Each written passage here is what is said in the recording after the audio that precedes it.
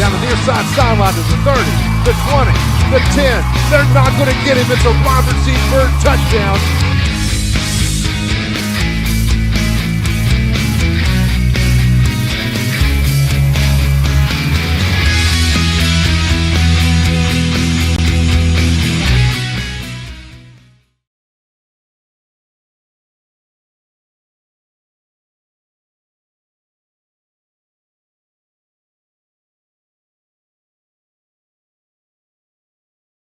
On 19. And Jonathan, we finally get to talk about a win in pregame tonight. They went to Oak Glen last week, came back with a victory. Yeah, big win for Coach Scott and this young Flying Eagles football team. Went up on the road, had a pretty dominating win, 44-8 over Oak Glen. So some positives. Now you look, come home, homecoming, trying to put two back-to-back wins together against a 4-2 Lincoln Cougars team. Exactly. The rain's held off. It rained really hard about 3 o'clock, but we have only had a couple of drops here recently tonight. Earlier in the week, I did get a chance to speak with head coach Austin Scott. Let's have a listen to what he had to say.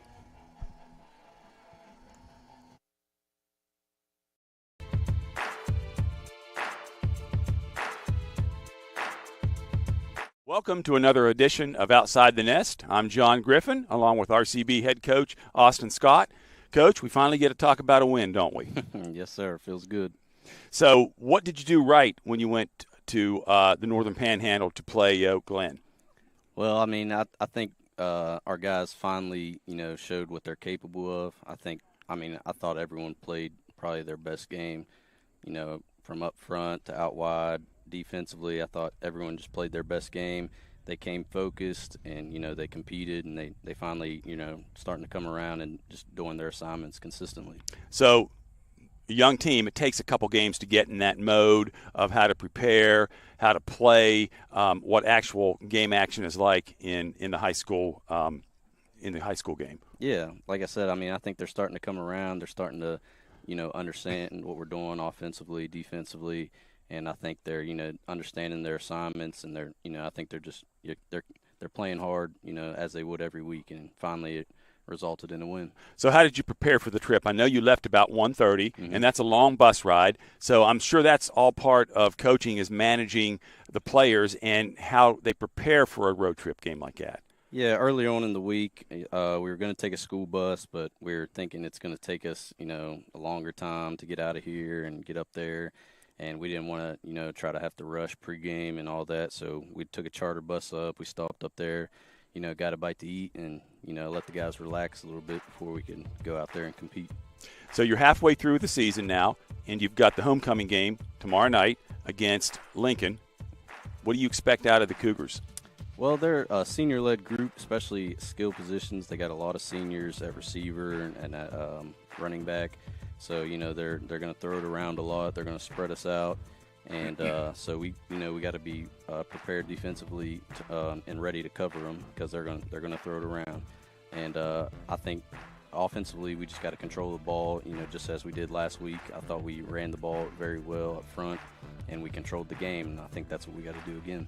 And Latrell Jones had a great game last week, 5 touchdowns, I believe, and close to 200 yards rushing. Are you expecting the same thing out of him this week? Oh, yeah, we're going to feed him the rock. That's what he wants, and he understands that. The biggest thing with him is, just taking care of the ball. And up front, I thought we really moved him, and I think we can do the same this week. So it's really just going to be about everyone knowing their assignments and taking care of the ball. Now, as a senior citizen, I'm always checking the weather, and I've checked the weather every day this week. And it looks like there's going to be some rain tomorrow. How are you going to prepare for that? Well, I think even yesterday we started using a wet ball, and I think we'll do the same thing today. Just like you said, we check the weather, and you got to be ready. It can't be an excuse for, mishandling the ball or anything. So we'll probably do the same, handle a wet ball a couple times just to, because we haven't played in a wet game yet. So, they just got to be prepared for that ball to be a little wet. And that should favor you if you're going to play possession and try to run the ball versus Lincoln, who may try to throw the ball. The odds are in your favor in that case, right? Yeah, absolutely. But, they're going to do the same thing. I'm sure they're, preparing the same way. So I wouldn't expect them to just pack it in and run it. They're going to still try and throw it around. But, yeah, like you said, usually it favors the team that's more run-heavy. Any extra motivation because this is the homecoming game? They may think that way. I don't really think. I mean, my motivation is they beat us last year, so I think we just got to come back home and return the favor. Well, the students are ready, and, maybe there's a little extra incentive for the players. But you're right, as a coach, you just take them one game at a time. Absolutely. And you just play the hand you're dealt. Anything else you want to add about anybody on the team? Anything you see? Anything that's surprising you? Every week we give out awards. We didn't get a chance to announce it at school, but we give out like an offensive defense player of the week and a game changer. So our defense player of the week was Logan Fordyce, actually a freshman. I thought he really handled them up front. And offensively, obviously, Latrell Jones, he had 5 touchdowns. Right. And then our game changer was actually our kicker, Wyatt Chrysler, who's a soccer player most of the time, and he came out and he kicked the ball around, and he actually got 2 tackles on kickoff. So well, good. You'll take it anywhere you can get it now, can't Absolutely. You? Well, Coach, we want to congratulate you on your first win of the season and your coaching career, your young coaching career. Hopefully, what will be a long one. And we want to invite everybody to tune in tomorrow night, 7 o'clock, for the homecoming game versus the Lincoln Cougars.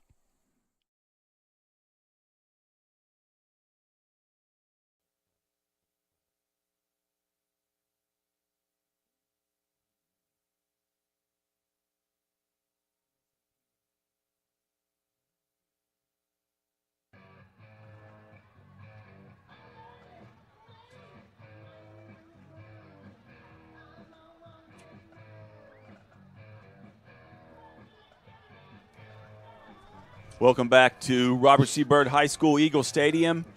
Ready for tonight's homecoming game against the cross-county rival, I should say, Lincoln Cougars. Robert C. Byrd Lincoln won the toss. They deferred.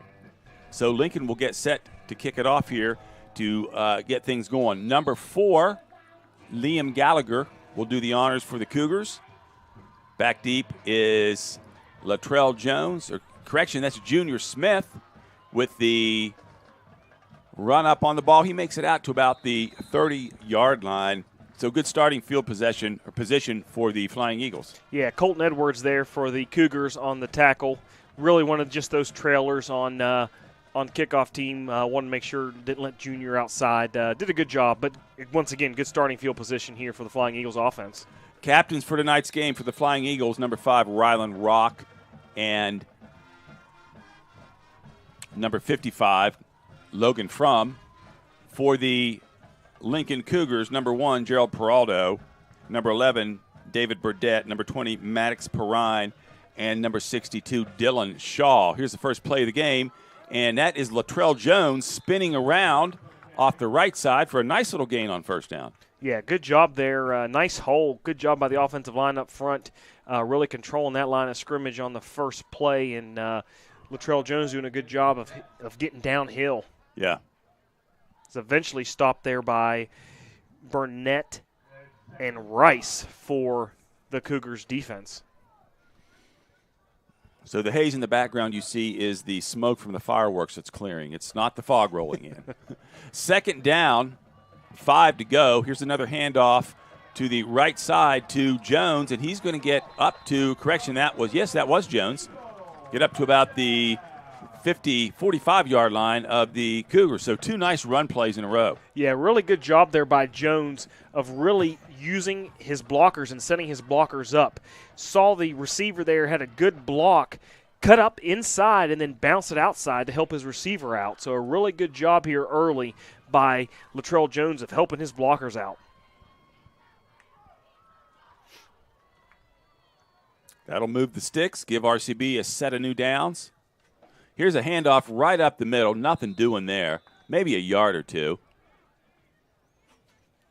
Aiden Rice was the first defender there for the Cougars. Number 45, Deegan Barnett on the carry. 5'11", freshman for the Eagles. So freshmen are going to play a big role the rest of the season. And still not a lot doing on that, but he got a 3-yard gain right there. Yeah, so you'll take that on first down, I'm sure, if you're Coach Scott. Yeah. By the time the dust clears. Second down, here's a handoff to Jones. He gets to the line, cuts back, tries to bounce it outside, gets about 3. Brings up an important 3rd and 4 for the Eagles here. Parada there, the cornerback for the Cougars, making the stop. But again, a really nice job by Jones reading his blockers and a really nice jump cut to the outside. Got what he could get and then got down.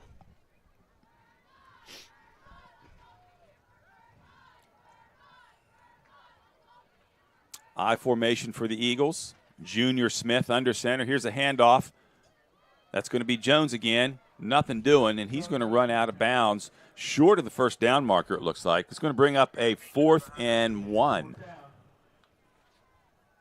Yeah, interesting here to see what Coach Scott's thinking. I'm sure he's probably thinking you're kind of in no man's land territory. You're probably not going to attempt a field goal and punting it.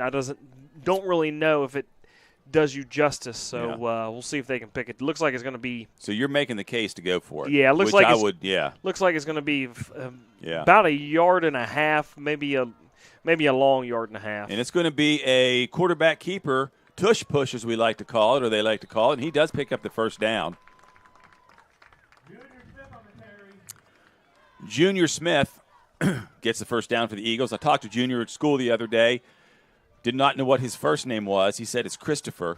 I said, can I call you Christopher? And he said, no. I said, can I call you Chris? And he said, no. And I said, okay, Junior it is.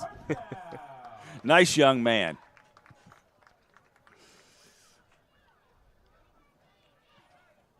So good job there by not just Junior Smith, but by Jones and them to help push Smith past the marker for the first down. Yeah.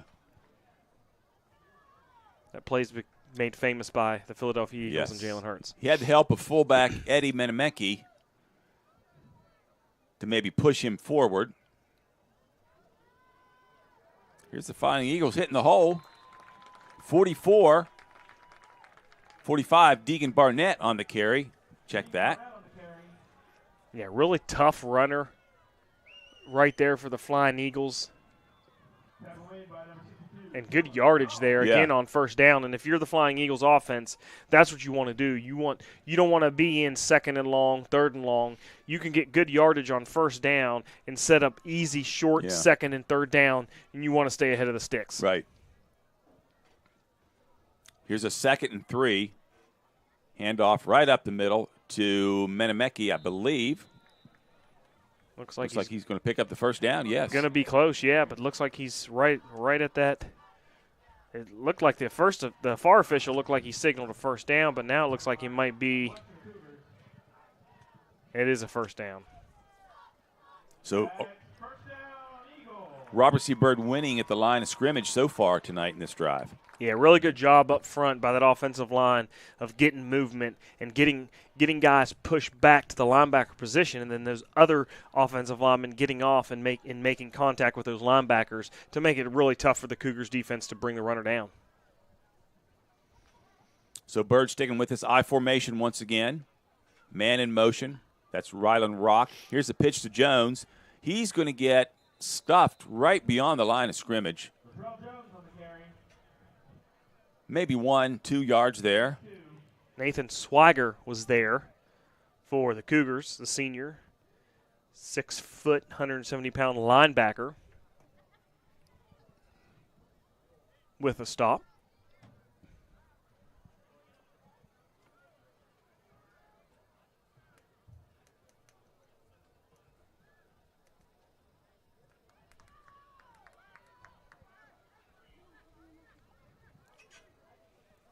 Second and 9.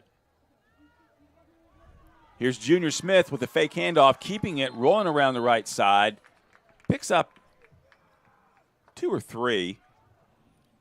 Yeah, Smith eventually knocked out of bounds there by safety Noah Sears, the senior, 6'2", 154-pound Cougar defender. But a really good job there by Junior to kind of pull that ball. Right. He saw that. He saw the defenders kind of follow Jones. Smith pulled it and had a nice running room out there.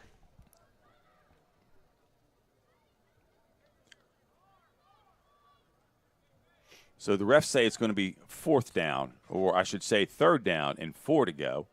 So we'll see if RCB can pick up this first down. And here is Jones, and he's going to be stopped short. So it's going to bring up a 4th down. Yeah, unblocked blitzer there Off the end was Swagger for the Cougars, who was untouched and got Jones in the backfield. Came right off the left side there. So missed assignment there, or maybe just a nice play by the Cougars. So it's going to bring up 4th and 3, a reversal of the down and distance a second to go. Here's a handoff. That's going to be, don't think he got it, but I think it's going to be number 44, Deegan Barnett. Correction, 45, Deegan Barnett, and he's going to be stopped short. So Lincoln's going to take over on downs. Yeah, had some initial movement. Looked like he ended up running into the back of, not sure if it was his fullback or a pulling guard there, but just didn't get enough downhill running and got stopped at the line. 2 Lincoln defenders there to stop that Flying Eagles drive right there. So Lincoln will come out, their first possession on offense, quarterbacked by number 12, A.J. Bart, a sophomore.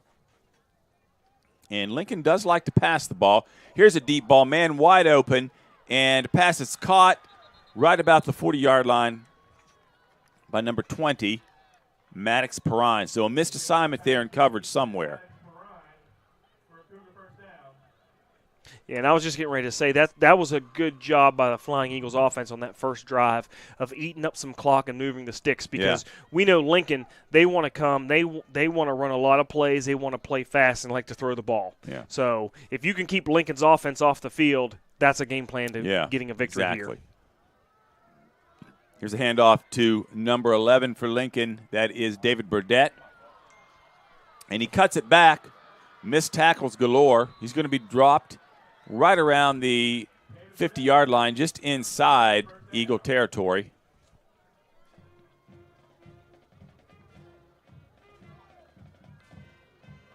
It's eventually brought down by 36, James McMillian. By McMillian. Good job there by McMillian. Looked like they had him wrapped up here on the sideline closest to the Flying Eagles, but good job of breaking some tackles there by the Cougars. And that's the mark of a young team, is learning to tackle and wrap up.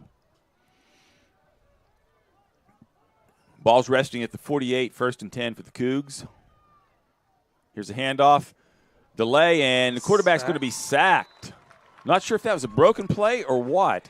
Yeah, it looked like it was a RPO, a read option or a pass, and the defensive end there that they were reading for the Flying Eagles, Gail Adams, did a great job of really playing it even keel, didn't attack the quarterback right away, and the quarterback for the Cougars had no place to go with the ball. And a little bit of indecisiveness on the quarterback for the Cougars.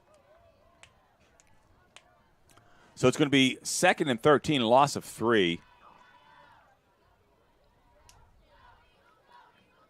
Bart in the shotgun. He drops back.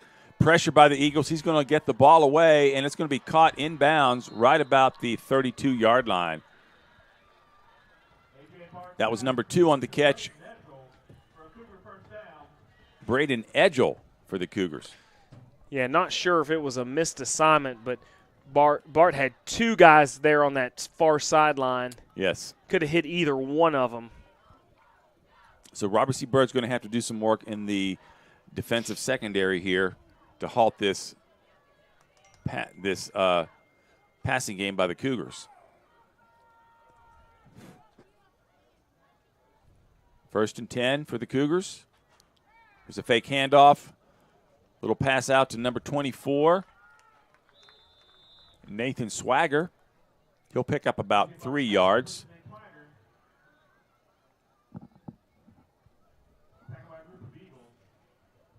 A host of Eagle defenders there. Did a good job to bring down Swagger. Nice little screenplay set up there by the Cougars, but Flying Eagles did a good job of staying home, reading their assignments. 2nd and 8. Cougars driving inside Eagle territory. 4:02 on a quick-moving clock in the first half, Jonathan. Yeah, this first quarter is flown by. Yeah.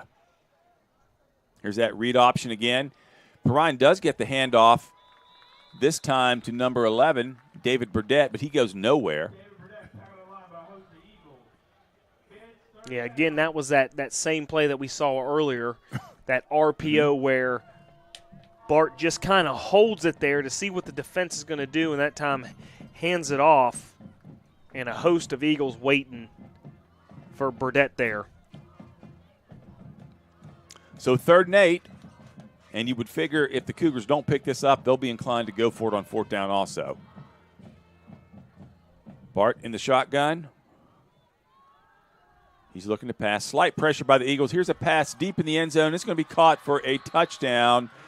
Number 2, Braden Edgell on the deep ball from A.J. Bart for the Cougar touchdown.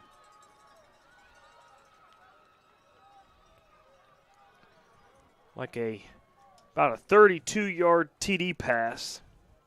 So the Eagles had decent coverage there, but it was just a nicely placed ball by Bart. Of course, Edgell with a nice catch. Here is the PAT for the Cougars. It's up, and it is good. Number 4, Liam Gallagher with the kick. So after an impressive opening drive by both teams, really, the Cougars get on the board. The Eagles failed to do so. Yeah, a really nice job there by the Cougars. Though the Eagles defense had them a couple times, has done a good job of trying to stop that drive, just couldn't get off the field there on 3rd down as Bart found Edgell. But we see the recipe for success that the Flying Eagles want to get a victory, and that's keep the Flying Eagles offense on the field and the Lincoln Cougars defense or offense off the field. So let's take a break with 3:09 left here in the first quarter. We'll be back after these messages.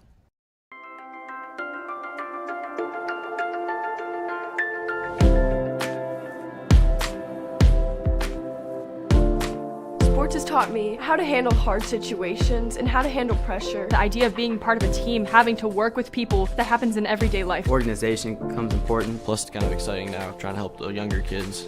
My reason why is competition. My reason why is passion. My reason why is for my school and for my team.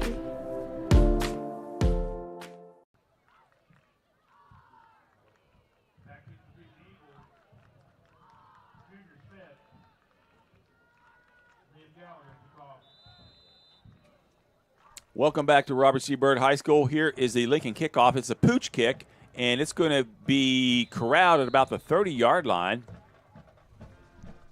So the Eagles will take over there.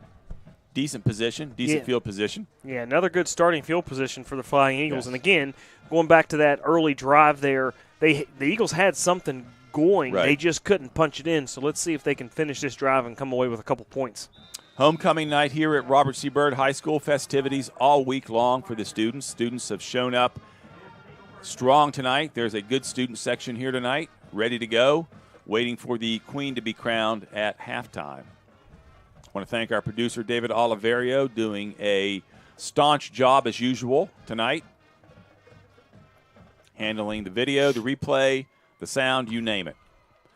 Here are the Eagles, and they're stuffed right up the middle. So Lincoln's smelling that now. Yeah, a host of Lincoln defenders there to bring down the ball carrier. And if you're Coach Scott, you know, you've ran the ball. Let's see maybe a little play action if you could get the Cougar, because they keep creeping up, bringing more and more guys into the box to try and stop that run. So let's see if the offense has something here, maybe a little trickery or take a shot deep.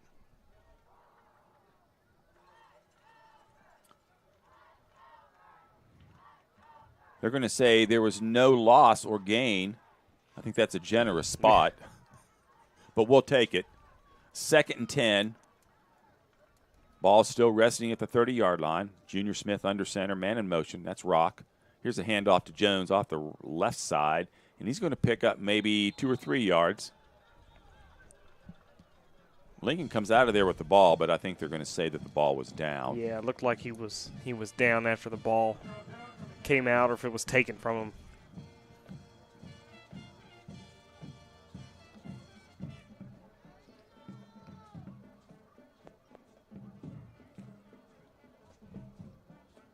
That's going to bring up a 3rd and long, 3rd and 8 to be exact.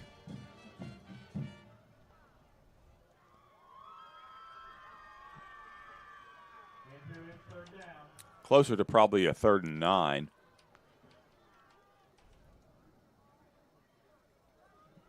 Smith in shotgun formation now. So we'll see what they try to do out of this motion. And it's going to be a keeper by Junior Smith. He's going to get around the left side, and I believe he is going to pick up the first down. Yeah, good job there by Smith picking up that first down with his legs. Yeah. He had one defender out there really to beat, gave him a stiff arm, got around the corner, and picked up the let's just say 9 yards there to get that first down. And that's a good sign because I know he told me earlier in the week, in fact, as late as yesterday, that his ankle was still sore and kind of bothering him. And he probably just needs extended rest, which he can't get right now. Yeah, really tough with those ankle injuries in season to really be 100%. Yeah. Here's a 1st down and 10. Handoff up the gut to Jones. Nothing doing. Bunch of Cougars there. Taking a bite out of the running game now. Yeah, a host of Cougars there. And early on that first drive, the Eagles were doing a really good job of controlling that line of scrimmage, and it's kind of flip-flopped now. Yeah. Not sure if it was the momentum from the touchdown for this Cougars defense, but now you've seen on this second drive here by the Flying Eagles, the Lincoln defense has done a really good job now of kind of controlling that up front. I think it's a kind of a feeling out process by the defense, and Lincoln has adjusted, and now it's Robert C. Byrd's turn to adjust. 2nd and 11, 21 seconds to go in the first quarter.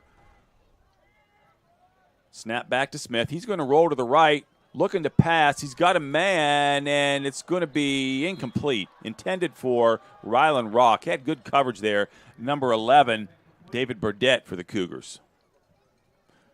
Yeah, Smith was looking at Rylan Rock. It looked like he had Barnett in the flat, wide open. Not sure if Smith just didn't see him or what. But actually a good job there, Rylan Rock kind of turning into a defensive back. Right. Because there for a second it looked like it could have been an possible interception. So 3rd and 11. Here's Smith rolling out again, trying to get the pass off. He's got the pass off, and it's going to be just out of the hands of Rock again. Rock went up, took a shot too, tried to high point that ball. Almost had a second chance of catching that again on the ground, just couldn't come up with it. Take a look at our replay here. Defender almost got a hand on the ball, number 11, Burdett for the Cougars. So we'll see what the Eagles are going to do here. 4th and 11. They're not in punt formation, but last week or several weeks we have seen a quick kick. And that's exactly what it's going to be. And Smith gets off a wobbler that's going to bounce out of bounds at about the 35-yard line. So on a change of possession, we'll take a break. And that is the end of the first quarter with the Cougars up 7-0 on homecoming night at Robert C. Byrd.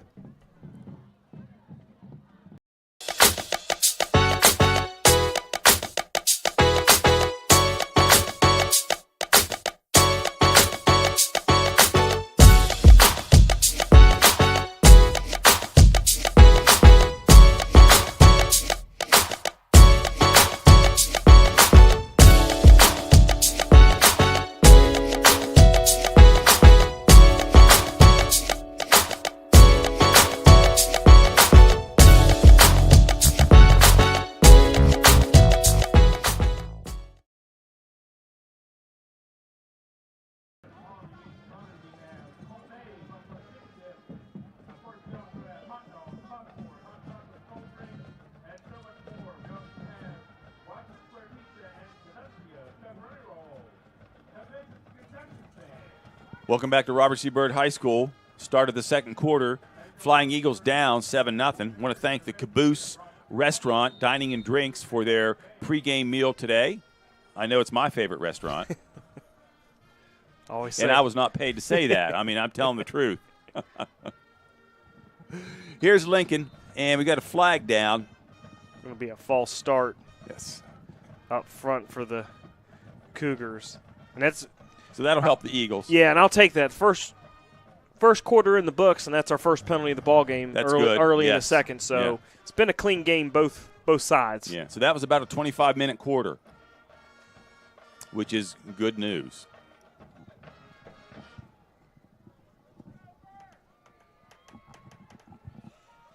They're marking this off. While they're marking this off, we'll take a look at some quick scores here. Big one across town at Bridgeport. Number 5, Bridgeport leads number 4, Parkersburg South, 7-0 in the first quarter. And number 1 in AAA, Cabell Midland, leads number 16, Musselman, 7-0. So a lot of big games around the state tonight, Jonathan. We'll keep an eye on those as we go through the night here. First down and 15 for the Cougars. Here's a handoff, number 11, Burdett, and he's going to be stopped short of the sticks, short of the, not the first down marker, but the marker that's closest to the line of scrimmage. Not sure what that's called. We'll get a ruling on that. Didn't get back to the line of That's scrimmage. right. Didn't get back to the line of scrimmage. So that was a good job there Yard marker. by Junior Smith coming Yes. up from his corner position to make that. And that's something, if you're the Flying Eagles defense, you want to keep Lincoln behind the sticks. Exactly.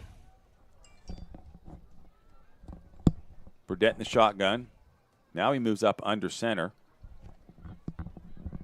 2nd and 13. Now he moves back into the shotgun position.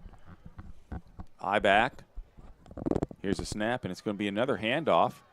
And no gain on the play. Maybe a gain of 2. That was number 24 for the Cougars, Nathan Swagger. And now we kind of see why Lincoln throws the ball. yeah, not a whole lot of running room there on those first 2 plays here for Lincoln with their second possession of this ball game. And a change in philosophy or strategy, whatever you want to call it. Lincoln threw the ball like crazy on that first possession, and now they haven't even attempted to pass. It's been running plays all the way. But as I say that, here they throw the ball, and they've got number 3 out in the flat. A nice pass. That's complete to Noah Sears.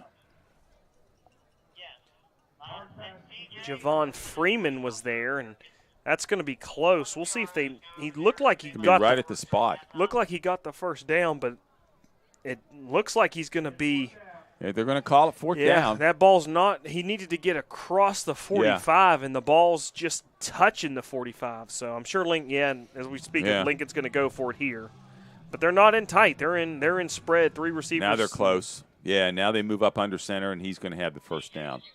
Is Bart.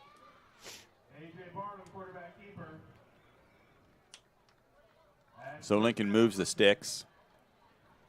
RCB had him right where they wanted, and they let him escape. A nice little play design there for Lincoln. We know they like to throw the ball, and back there Bart directing traffic, and at the last second he just stepped up under center, took the quick snap, got some help from his running back to push him past those the first down marker. Bart in the shotgun, flanked right behind him, or lined up right behind him, Swagger. 1st and 10. Here's a handoff straight up the middle to Swagger. He's going to get about 2 yards. McMillian on the tackle for the Eagles there. McMillian threw him down, and again a read option there by Bart and Swagger, and it wasn't the cleanest exchange. Right. It looked like there for a minute Bart wanted to pull that, so we'll keep an eye on that. Deegan Barnett also in on the tackle for the Eagles. 2nd and 8, 9:06. Ball at the 48-yard line.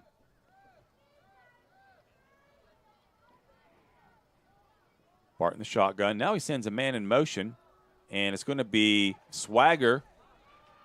And he's going to get out to the, or I should say down to the 44, 43-yard line. That's going to be a first down inside of Eagle territory. And really a touchdown-saving tackle there by defensive back Javon Freeman for the Flying Eagles. So the Cougars put that man in motion, and that distracted the defense a little bit, opened that play up for Swagger to pick up the first down.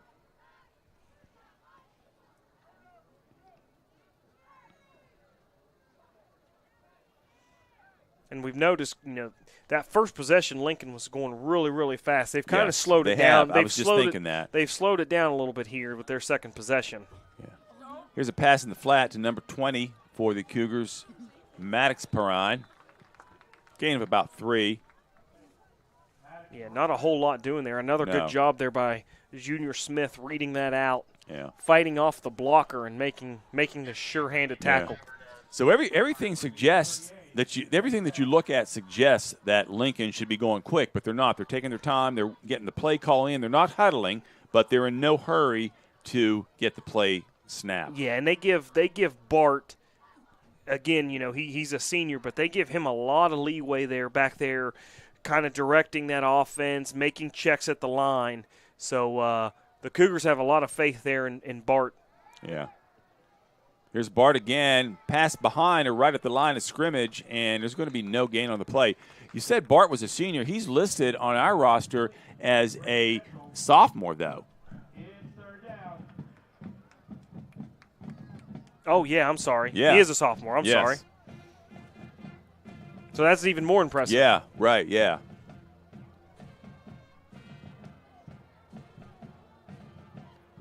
So no gain on the play. That brings up 3rd down and 10. Cougars probably going to pass the ball on this down. Bart's in the shotgun. Now he sends Swagger to his right. Drops back.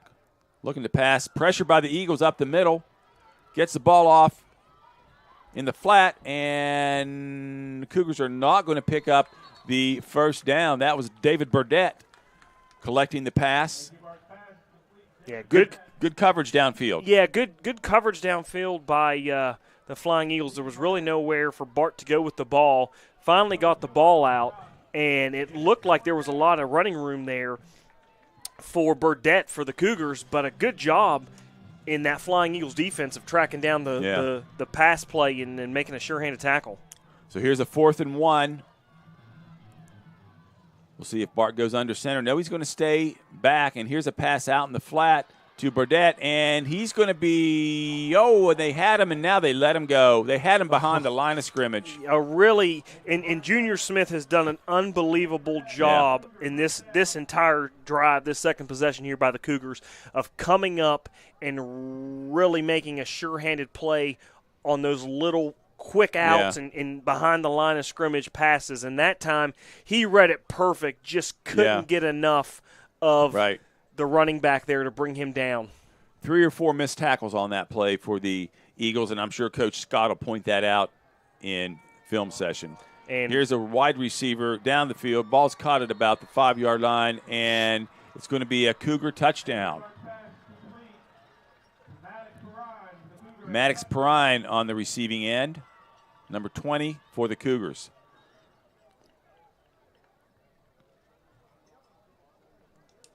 Going to be a 36-yard touchdown pass.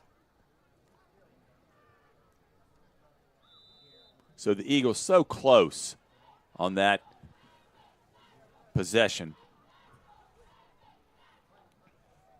Just couldn't get the tackle they needed. Had him behind the line and were not able to wrap up. Here's a PAT. It is good. Cougars are up 14-0 on homecoming night. Let's take a break. We'll be back after these messages.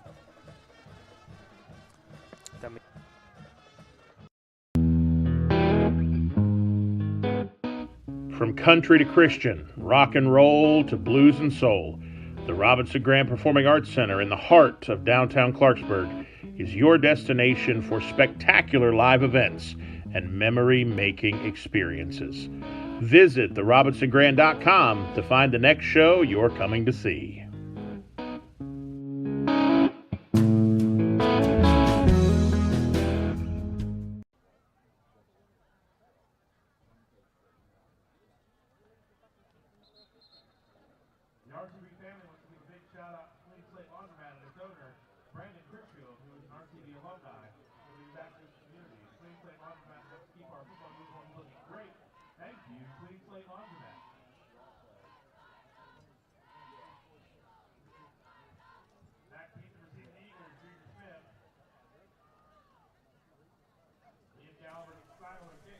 Welcome back to Robert C. Byrd High School.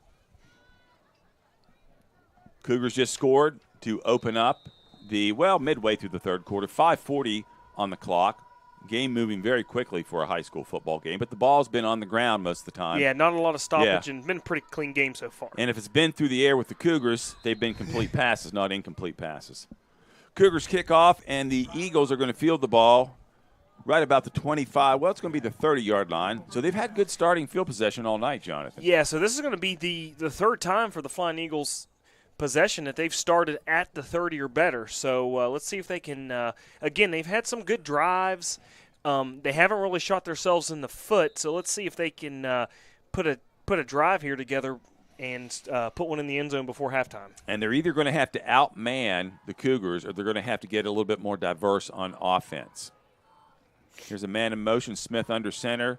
Handoff to Jones around the right side. He's going to get maybe 2 yards. He was forced out there by Swagger, the senior defensive back for the Cougars.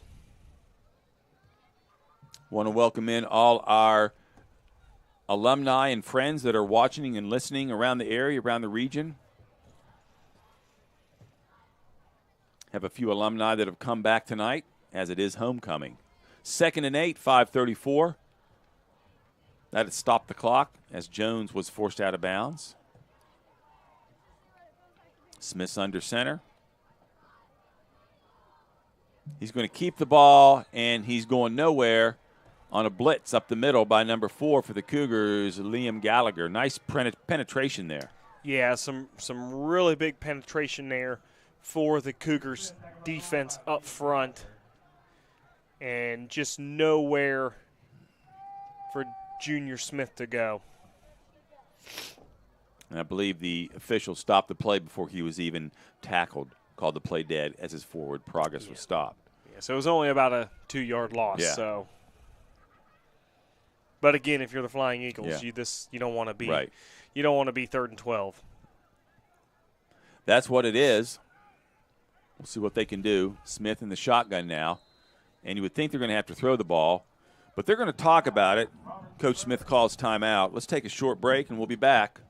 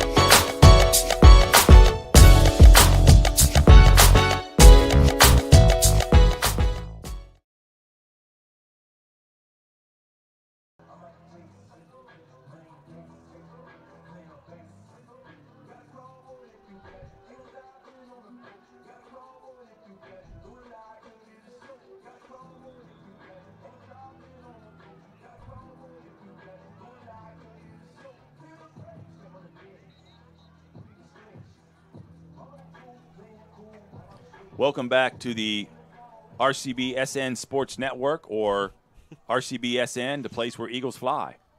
We just came up with that at halftime, me, Jonathan, and David Oliverio, our producer. Not at halftime, but during the break, I should say. 3rd and 12 for the Eagles. Here's Smith going to pass, gets the ball off, and it was tipped. Intended for number 2 or number 5, Rylan Rock. Correction, number 2, Kobe Duart, I believe. Sophomore receiver. Was Duart. So Smith unable to make the completion there. Smith not a real tall fella, so it's going to be hard to see over those linemen for him, but he is just a freshman. So here we'll see what they do on 4th and 12. Expect that quick kick again. We'll see if Smith can get a little better punt off here. And about the same results, but it's going to take a better roll. And it's going to start to roll upfield, so one of the Eagle special teams players better get on that, as Kobe Duart does. So nothing doing again there for the Eagles on a rather benign offensive series. Yeah, and we talked earlier about, if you're the Flying Eagles offense, the play calling is limited.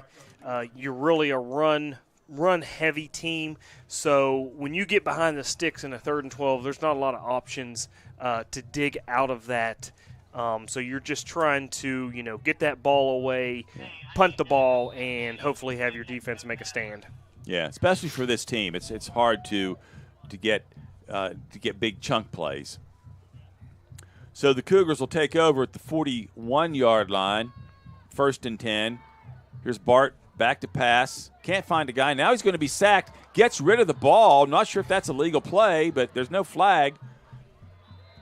He found David Burdett just at the last second. Looked like an underhand pitch. We'll look at the replay. Yeah, it looked like the Burdett was behind Yeah. Bart when he in the very Patrick Mahomes-esque of just kind of So that is, okay. So that's good. dangerous play, but Yeah. hey, it worked out in the Cougars' favor Right. because it was going to go down as a sack for the Flying Eagles defense. I think the word we're looking for there was it was a lateral. Yeah. And if you lateral behind the line of scrimmage, or I should say the player is behind the person lateraling the ball, then it is legal. So good thinking by Bart. Here he is again in the shotgun handoff to Burdett. Burdett's going to go around the left side.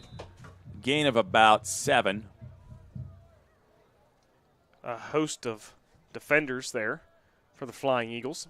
Hard to see the numbers on the Eagles when it gets tight there because they are wearing dark green jerseys, blue numbers on those jerseys. I'll talk to Coach Scott about ordering jerseys with white numbers next year. It does have some white trim, but Well, if you can see that, God bless you. It's going to be 3rd and 3. Eagles need to stop here. Bart in the shotgun. Burdett to his left. Snap back, handoff to Bart. And the Eagles are going to wrap up and tackle, not Bart, but Swagger there for the Cougars. So a nice job by the Eagle defense rising up and coming up with the stop. yeah, really good penetration for the Flying Eagles defense up front, kind of getting penetration and not letting Swagger really get going at all. The blocks couldn't develop, and there was about 6 RCB defenders there. Not out of the woods yet. It's a 4th and 4. Lincoln's going to go for it. Of course, the line's Down in distance. there Now it changes to 4. I was just going to say. Now that I can see because it's digital and it's big and bright. 5 seconds on the play clock. And Lincoln's going to call a timeout, and they're probably going to send their punting unit on now. But I'm not so sure. I mean, Yeah, we'll see here what Coach Hawkins wants to do. They've thrown the ball pretty well. Again, I don't know. If you're looking at it as if if you go for it here, you're going to give the Flying Eagles the ball, and don't get it, you're going to give the Flying Eagles the ball in their territory. But you're looking at it as, can Robert C. Byrd, with the type of offense they running the ball, if you turn the ball over here, are they going to score in 2 minutes and 7 seconds? So given what they've been able to do on offense this evening so far, you would be inclined to go for it, 4th and 4. quick score update. Yeah. Another big one. Number 6 in AAA, Morgantown, they currently trail number 4 in AA, Fairmont Senior, 7-0. That is in the first quarter. And Capel Midland is up now 14-7 on Musselman. And it is still 7-0 Bridgeport over Parkersburg South. Your good buddy Travis Jones over there calling the action for the Indians. Having a good year. That's usually the case. They know how to do it over there at Bridgeport. And Martinsburg currently leads Washington 30-0. That is early in the first. And that's not a shocker. So the Cougars will, here's a fake punt. They are in punt formation, and they're going to pick up the first down. So a nice bit of trickeration by the Cougars. Yeah, some trickeration there, but I don't know if I'm Lincoln, if I want to pull out that trick play there, that fake punt on this possession. It worked great. Right. And the Eagles did a good job of sniffing that out early. Yeah. They just couldn't get the runner down. I think if you're the Cougars, your chances of running that play or just running a regular play from scrimmage on offense with your offensive unit, you have about the same chances of picking up the first down, but maybe Coach Hawkins wanted to work on that in game. Here's a handoff to Burdett around the left side, chased by the Eagles, and he's going to squirt free for the first down. Didn't really squirt free, but just kind of maneuvered through the traffic there. Yeah, did a really good job of just kind of following his blocks, coming off that far left side over there. Gets out of bounds. That'll stop the clock. 1:23 to go in the first half. Cougars have 2 timeouts left. They may need them if they hope to punch this ball in the end zone. Ball's resting at the 32. Bart in shotgun formation. He's done a nice job directing the offense tonight. Here's a pitch around the end, or around the back, we should say, to number 2 for the Cougars. That is Braden Edgel, and he's going to be run out of bounds. So the Eagles read that well. Yeah, good job by the Eagles of reading that well. Just still having some problems getting the ball carrier down for the Flying Eagles. Barnett was there initially, and it would have been almost an 8-yard loss there. Unfortunately, couldn't get the ball carrier down, and he got back to the – actually might have even gained a yard or 2. 2nd and 8, 1:14 on the clock. Here's a blitz by the Eagles, and they're going to have Bart sacked right about the 40-yard line. So a nice play call defensively by the Eagles there. Yeah, really good job. No place for Bart to go. Not sure what the route. Just took a little bit of too much time there to get that ball out, and the Eagles had a blitz right up the gun and off that far right left side. Yeah. And Bart had nowhere to go with the ball. Yeah. He didn't have time to think about where to go with the ball.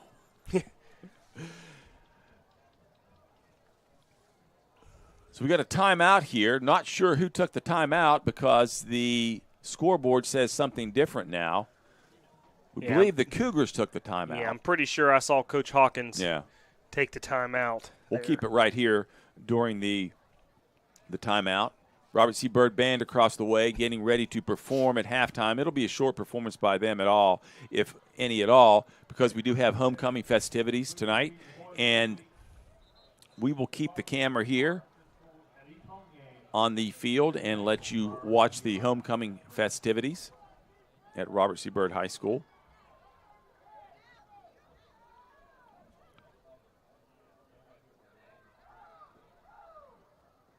I've spotted a few alumni that were recent graduates of Robert C. Byrd here tonight in the stands. Want to welcome them, thank them for coming back, supporting their school. Set for action, 3rd and 17 for the Cougars. Here's a short pass in the flat to number 15, Aiden Rice, and he's going to be stopped immediately. Good job there by the Flying Eagles secondary to sniff that out. Rylan Rock on the tackle. Brings up a 4th down for the Cougars. And the Cougars, they do have one, I believe they have one timeout remaining. Either way, they're going to have to run a play here. About a 10-second difference between the play clock and the game clock. Oh, and now the far linesman has 4th down, and it's actually only 3rd and 17. Yeah. So. No, I believe it is 4th down. Maybe it is. Okay, yes, so maybe okay. So after that sack on 2nd down. That's yes. right. And now the Eagles are going to take a timeout. And I'm not so sure if Lincoln was actually going to run a play there or not. Yeah. I mean, they might have snapped it with just because of the play clock, but they weren't going fast. And with one timeout and the possession of the ball in the 40. All right, let's take a quick break, and we'll be back with the second half action, or the end of the second quarter action.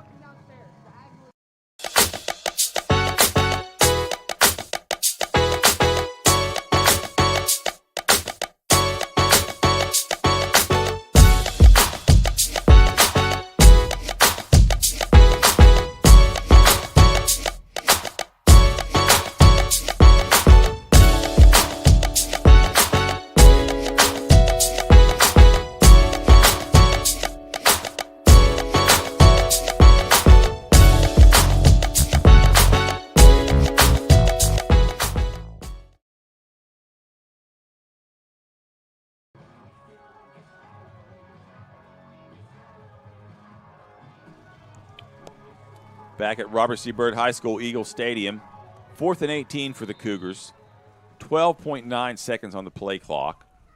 So we'll see what happens here to close the half. Eagles really need a big stop here, need to prevent a touchdown or a big play. Here's Bart rolling out to the right side. He's going to heave the ball to the end zone. Several Cougars down there.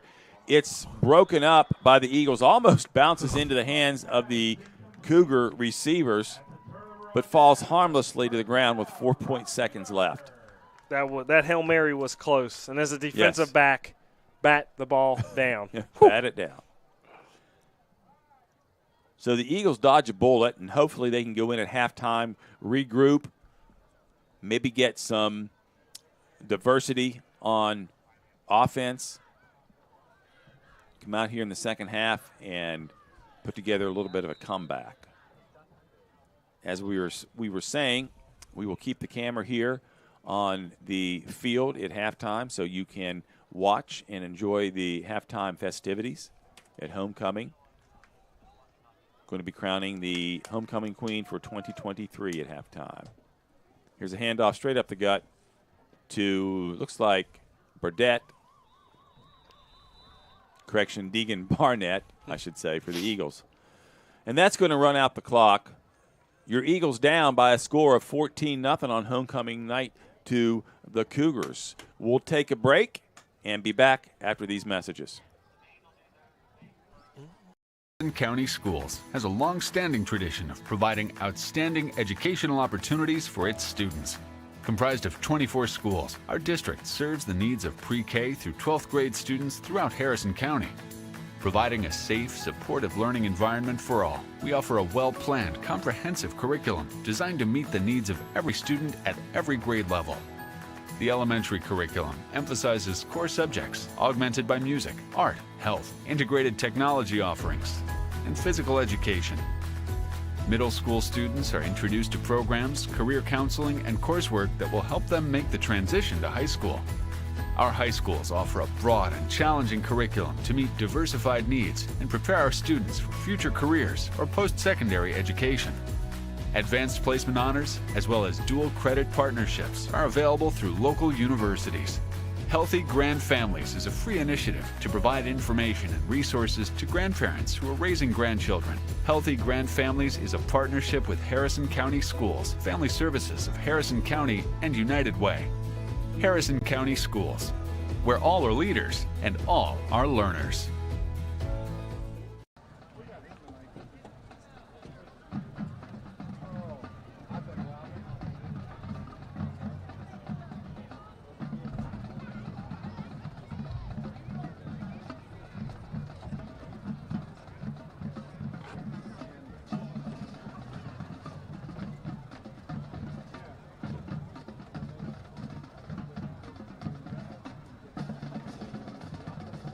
Ladies and gentlemen, this band enters the scene. We want to say a special thank you to Ms. Alonzo and Ms. Jones, who remain homecoming for the special, as long as all those who have helped this past week.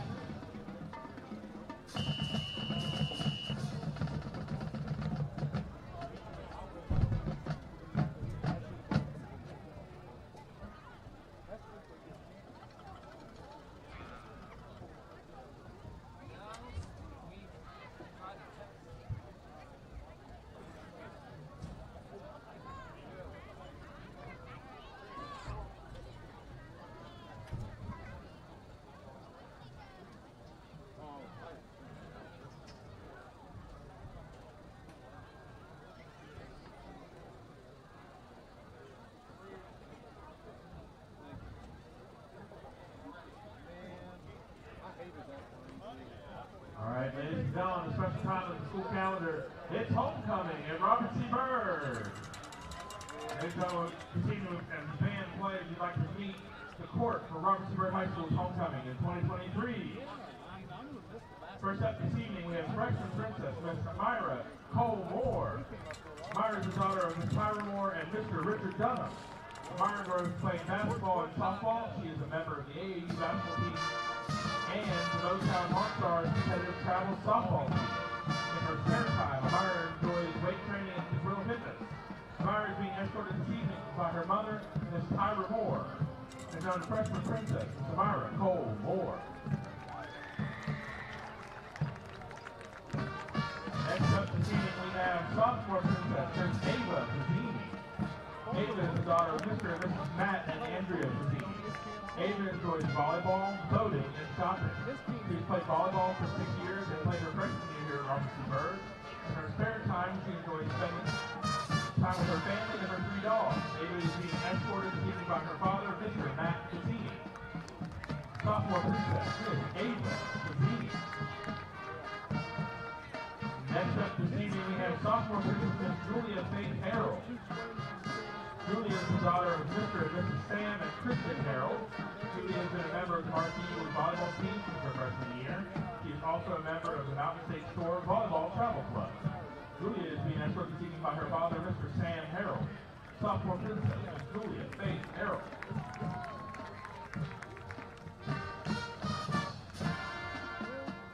Next up this evening, we have junior princess, Miss Monica Juliana. Monica Juliana is the daughter of Miss Susan DeVore and Michael. Monica is a member of the Robert C. Byrd Concert Band and the Robert C. Byrd Marching Band, where she is the first chair of the flute. She plays the flute, piccolo, and saxophone. Monica is also a member of the chess team.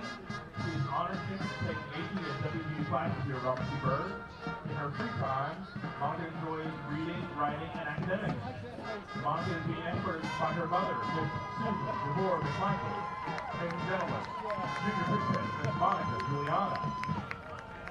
Next up this evening, junior princess, Miss Ilana Michelle Lee Kreiner.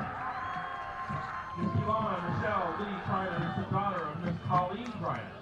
Ilana is part of the Robert C. Byrd Road Dog stage crew for the last few years. She is a member of the Robert C. Byrd girls track team and has made it to states her freshman year. She is a part of the Young Progressive Women's Association, the Dream Team, and the Health Science and Technology Academy program. Ilana is part of the theater program, with her first show being Mean Girls. During her sophomore year, Ilana has won 2 art competitions and continues to take AP courses. Ilana is being escorted by her mother, Miss Colleen Kreiner. Ladies and gentlemen, junior princess, Miss Ilana Michelle Lee Kreiner. Next up this evening, we have junior princess, Miss Chloe Gabrielle McAvoy.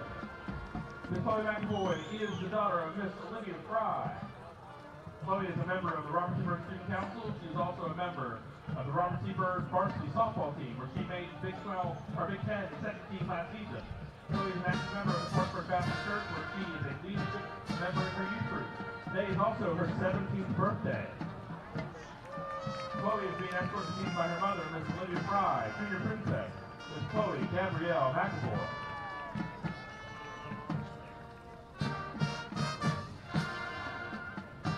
And now, ladies and gentlemen, for our flower girl, Miss Rory Dixon is the daughter of Mr. and Mrs. Jonas and Heather Dixon. Rory is 6 years old and in the first grade.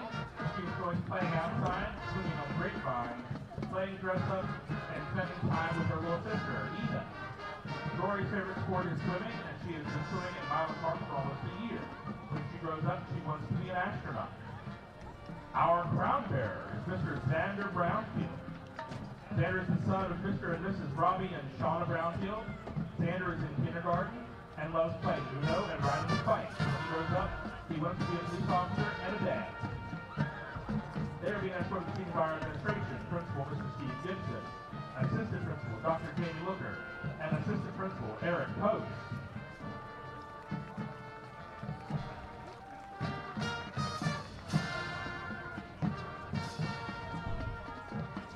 Now, ladies and gentlemen, our senior princesses. First this evening is Miss Maggie Grace Brackman. Maggie is the daughter of Mr. and Mrs. Cliff and Terry Brackman. Maggie is the student body president, vice president of the Dream Team, a member of Robert C. Byrd's musical theater department, and the Robert C. Byrd Show Choir. She is the president of the Thespian Troupe and has danced at the Alta Production Institute for 13 years. This evening, Maggie is being escorted by her father, Mr. Cliff Brackman. Senior princess, Miss Maggie Grace Brackman.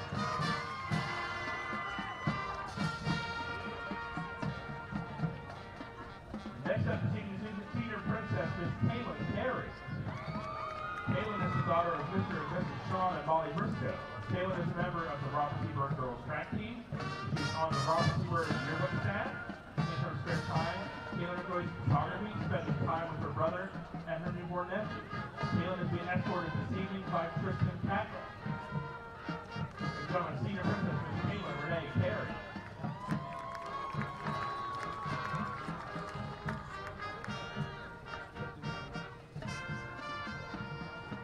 Next up to you is Senior Princess Jalen Howe.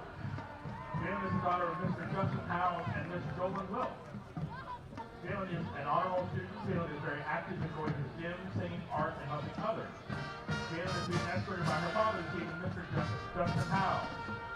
Ladies and gentlemen, Senior Princess Miss Jalen Howe.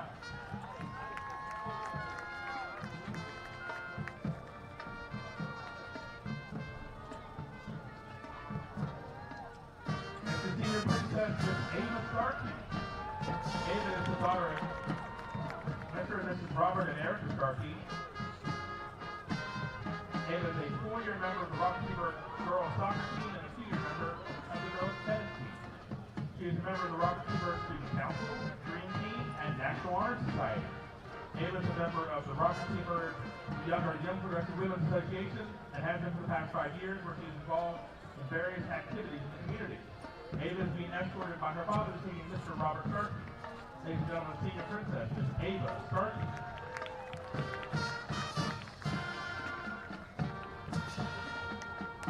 Finally, we have Senior Princess Miss Sophie Wagner. Sophie is the daughter of Mr. and Mrs. Eli and Tracy Wagner.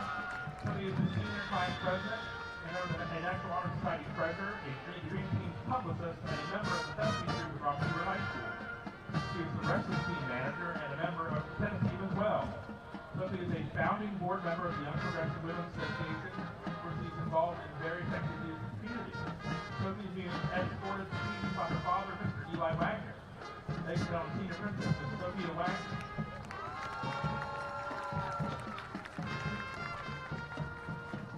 Ladies and gentlemen, our 2022 Robert T. Byrd Homecoming Queen, Miss Kalia Hairston, apologizes for her absence as she is continuing her work at diversity in Alabama with her college, Marietta. She sends her love and best wishes for all of the Homecoming Queen candidates. And now, ladies and gentlemen, for our Homecoming Queen. Ladies and gentlemen, the 2023 Homecoming Queen is Miss Maggie Grace Bradman. Congratulations, Maggie.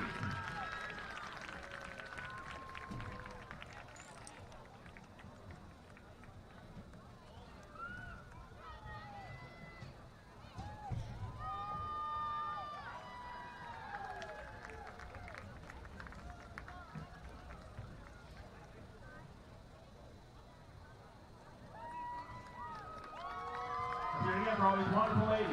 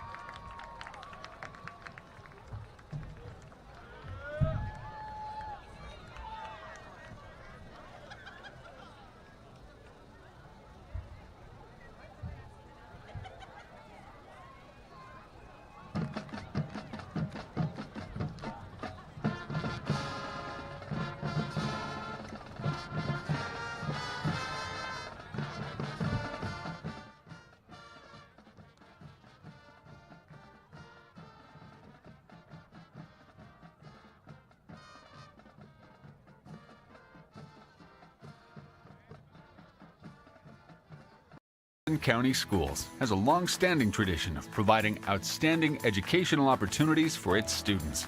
Comprised of 24 schools, our district serves the needs of pre-K through 12th grade students throughout Harrison County. Providing a safe, supportive learning environment for all, we offer a well-planned, comprehensive curriculum designed to meet the needs of every student at every grade level.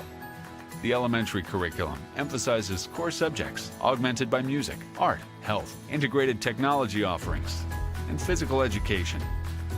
Middle school students are introduced to programs, career counseling, and coursework that will help them make the transition to high school. Our high schools offer a broad and challenging curriculum to meet diversified needs and prepare our students for future careers or post-secondary education. Advanced placement honors, as well as dual credit partnerships, are available through local universities. Healthy Grand Families is a free initiative to provide information and resources to grandparents who are raising grandchildren. Healthy Grand Families is a partnership with Harrison County Schools, Family Services of Harrison County, and United Way. Harrison County Schools, where all are leaders and all are learners.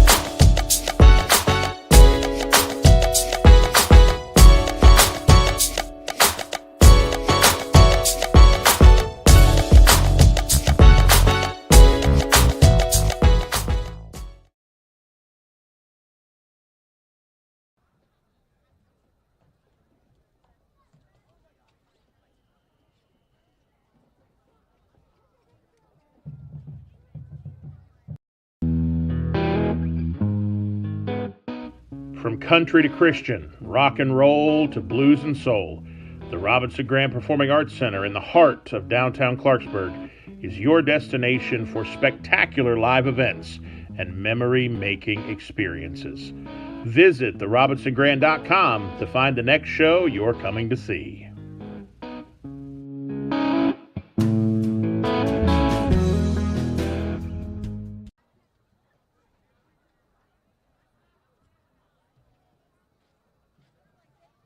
Harrison County Schools has a long-standing tradition of providing outstanding educational opportunities for its students.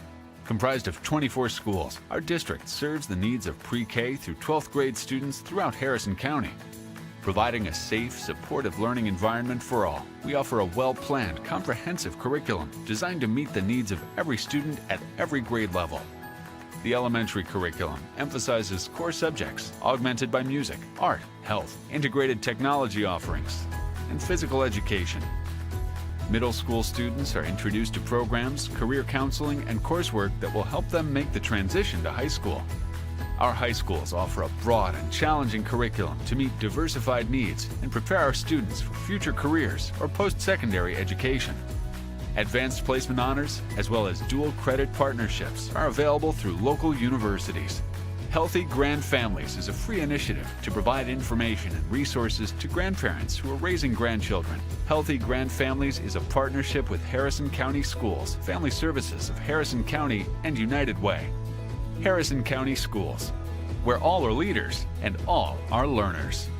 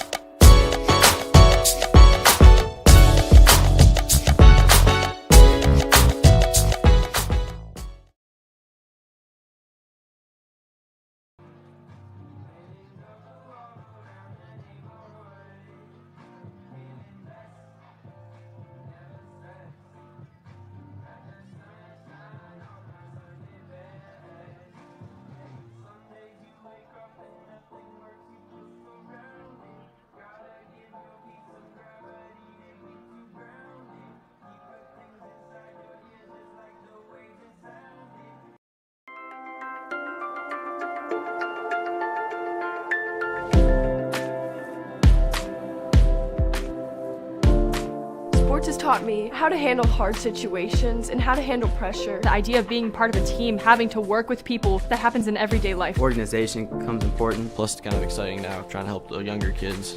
My reason why is competition. My reason why is passion. My reason why is for my school and for my team.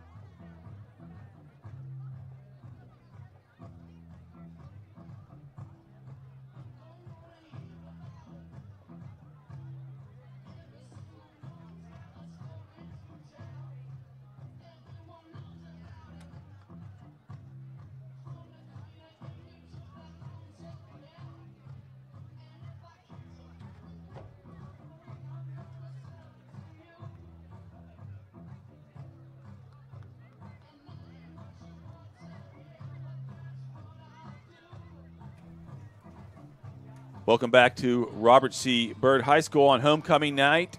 The Eagles down by a score of 14-0, getting ready for the second half here. Maggie Brackman was crowned homecoming queen at halftime. Hope you all enjoyed that. Some good scores around the state, Jonathan. Tell us what we have. Yeah, let's take a look. First in AAA, Bridgeport number 8 in AAA leads number 4 Park South 14-7. That's at halftime. Number 1 in AAA, Cabell Midland leads number 16 Musselman 28-7. Number 2 Huntington leads number 10 Woodrow Wilson 7-0. That's still in the first.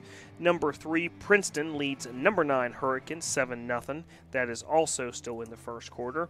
Number 10 in AA, Frankfort leads number 5 in AAA, Spring Mills 10-7 in the second quarter. Martinsburg all over Washington. It is 45-0 in the first quarter.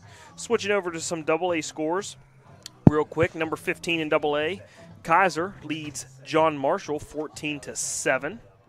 And Morgantown AAA leads number 4 in AA, Fairmont Senior 14-7 at halftime. And a good one in single A, number 1 James Monroe is tied with number 5 Greenbrier West 8-8. Number 2 Williamstown all over Calhoun County 49-0. And Shady Spring AA leads number 4 in single A man 7-0 in the first quarter. Of course, the Tucker County Moorfield score, Tucker County 14, Moorfield 7. It's probably snowing. They're probably spitting snow over there up in Tucker County, or it's going to tomorrow morning. Yeah. Thank you for a look at those scores. Of course, my alma mater, Philip Barber, started 5-0. They got beat last night at East Fairmont. So here's a kickoff by the Eagles, touched by a Lincoln up back, and it rolls out of bounds. That was number 21, or I should say number 10, Cade Riley. Yeah, Cade Riley, he didn't call a fair catch. Yeah. Tried to corral that ball, and it touched him. And if the Eagles special teams could have jumped on that, it would have been their ball. Just unfortunate it popped right out of bounds. Right. So the Cougars will take over up 14-0. Ball's at the 32-yard line. Bart back in the shotgun once again to start the second half. Here's a fake inside handoff, and it's a pass out to the flat, and that's going to be number 15, Aiden Rice. He's going to rumble up for the first down, gain about 15, well, we'll say 13 yards on the play.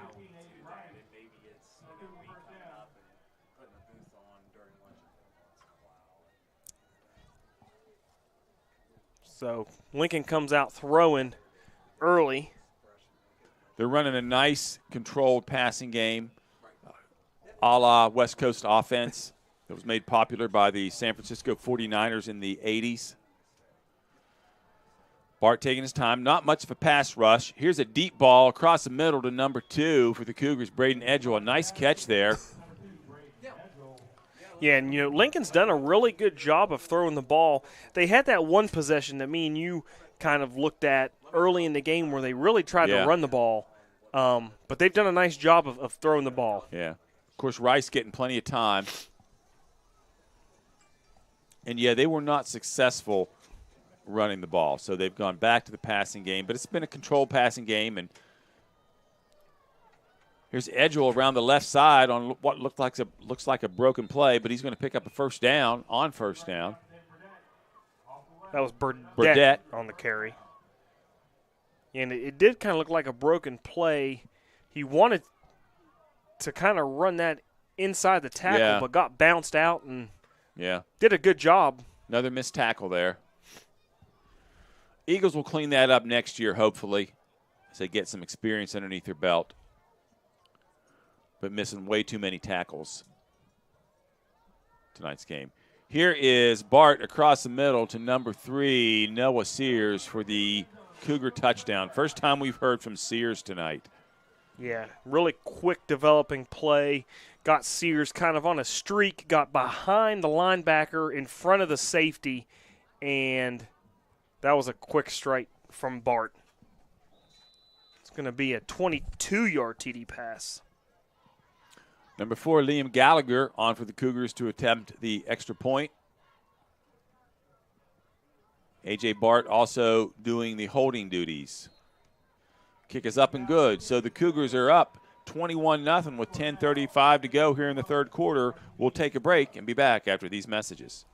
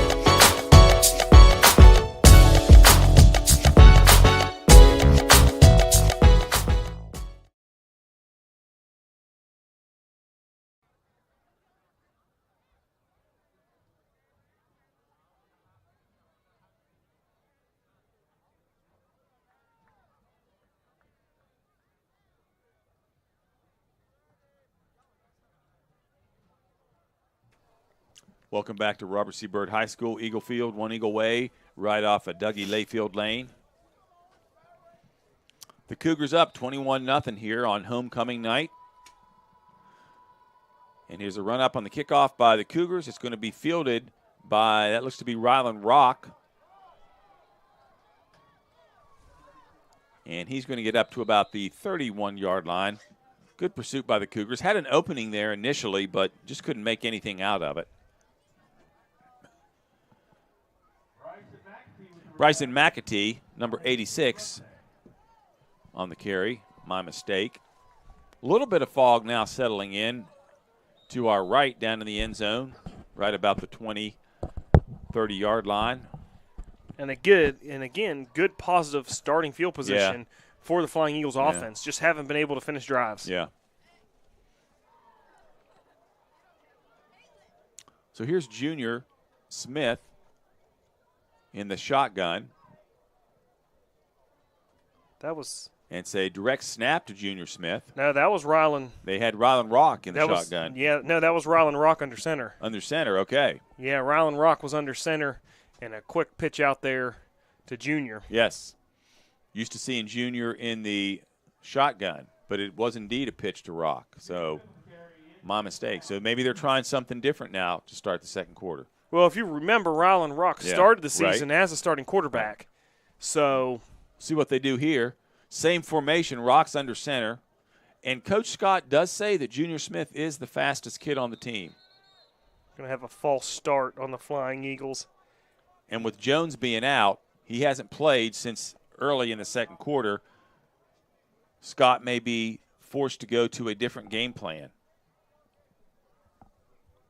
Logan 40, number 62, the left guard called for the false start for the Flying Eagles. Yes, Logan Fordyce.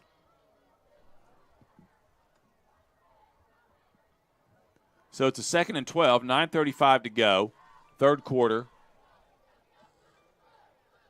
Man in motion, Rock under center. Here's the pitch to Jones, or I should say Smith. He cuts back again. Now he's going to be chased and pursued by the Cougars, and it's going to be brought down well behind the line of scrimmage. Just too much east and west, not enough north and south running. Yeah, Noah Sears is going to get credit with the tackle, but Smith got hit about six different times by 6 different Cougars before he finally got tackled, and just nothing doing up front for the Flying Eagles, having a real tough time after they did a really good job there in the first half of doing a good enough job and getting positive yards up front, just really having a tough time controlling that line of scrimmage now. And by that time, when you get running east and west, all blocking's broke down. So that's going to be a loss of 8, 3rd and 18. Ball's now back at the 25. Rock will stay in shotgun. He's flanked by Smith. Bad snap. Rock's just going to keep it and run straight up the middle, and he's going to pick up positive yardage. It's about 13 yards. Swagger with a big booming hit there on Rylan Rock.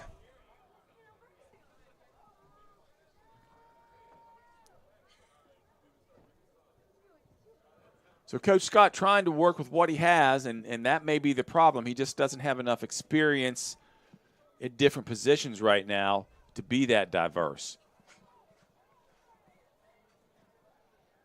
Smith in the tailback spot. Robert C. Bird's going to call a timeout. Coach Scott didn't like something, but you're going to have that with this inexperience in this youth when you change personnel and put people in different positions. Yeah, and the big fourth down coming up here, you want to make sure everybody has the right play and is in the right position to try and pick up this 3 yards on this fourth down. And it's a manageable third down. Correction, fourth down. It's a manageable fourth down, only 3 yards to go. Yeah. And I do like since Latrell Jones has left this game, that's a big blow offensively to the Flying Eagles. I do like bringing Rylan Rock back in at your quarterback position because he does have reps. Moving, Junior Smith back to your running back because that just gives you, we saw there earlier, Rylan did a great job of pulling that quarterback read, and you got to get your playmakers the ball, and that gives Robert C. Bird another playmaker with the ball, having Rylan Rock under center. Yes, at the quarterback position. So an important fourth down and three, I should say, if the Eagles have any chance picking up a first down, and then we have movement on the right side of the line, unfortunately. Yeah, it looks like it was the right tackle for the Flying Eagles. Just couldn't hold his water. Yeah. That'll back him up. It's going to be a 4th and 8. Going to make it more difficult.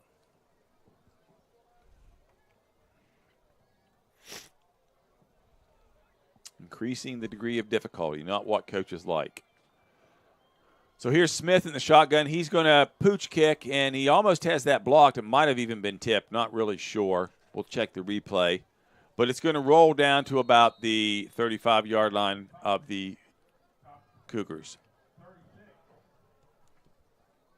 Smith getting really close to having those punts blocked. Yeah, and if I'm Coach Scott, I don't know.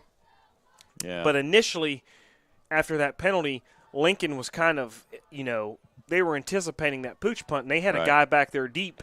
So, in the box, that's going to give you an extra blocker, however you look at it. So you may want to look at maybe running a play there, doing a sneak or something. On 4th and short, yeah.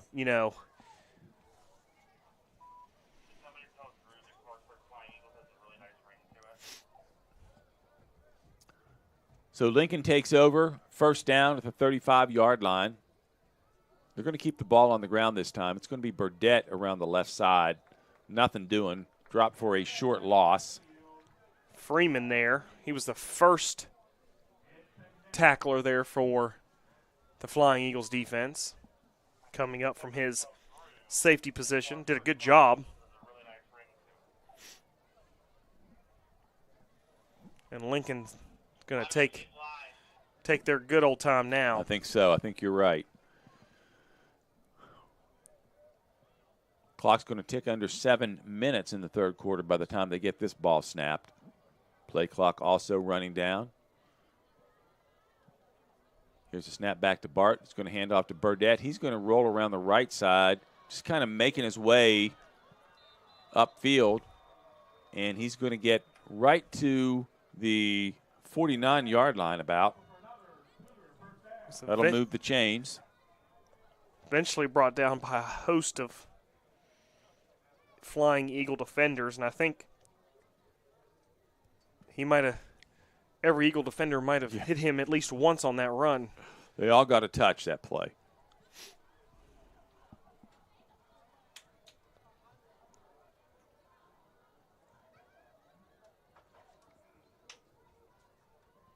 Bart doing a good job in the second half, running the Lincoln offense. And here's a pass, incomplete, just out of the arms of number 2 for the Cougars, Braden Edgell.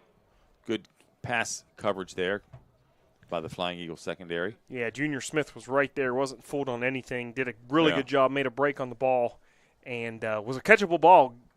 So good job there by Junior Smith playing some defensive back.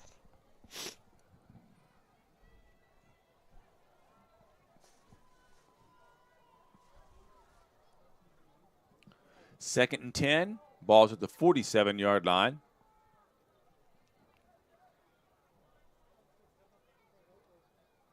Here's a handoff to number 1, Gerald Parado for the Cougars. He'll get up to about, or down as he's crossed midfield, down to about the 49-yard line inside Eagle territory. Again, forced out of bounds on that far sideline by Junior Smith.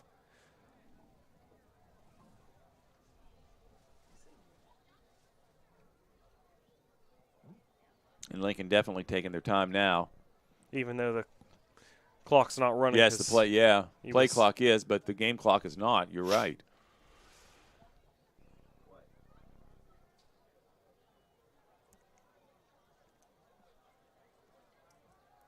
Here's Bart again in the shotgun. He's going to pass it downfield, and a nice catch, and it's going to be another touchdown for the Cougars as number 2, Braden Edgell, races in for the Lincoln touchdown.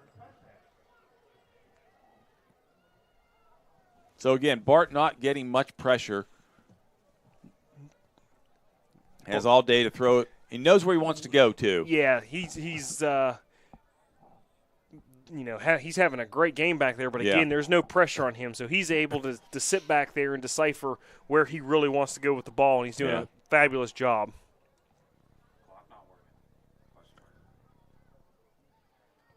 Here's the PAT by number 4.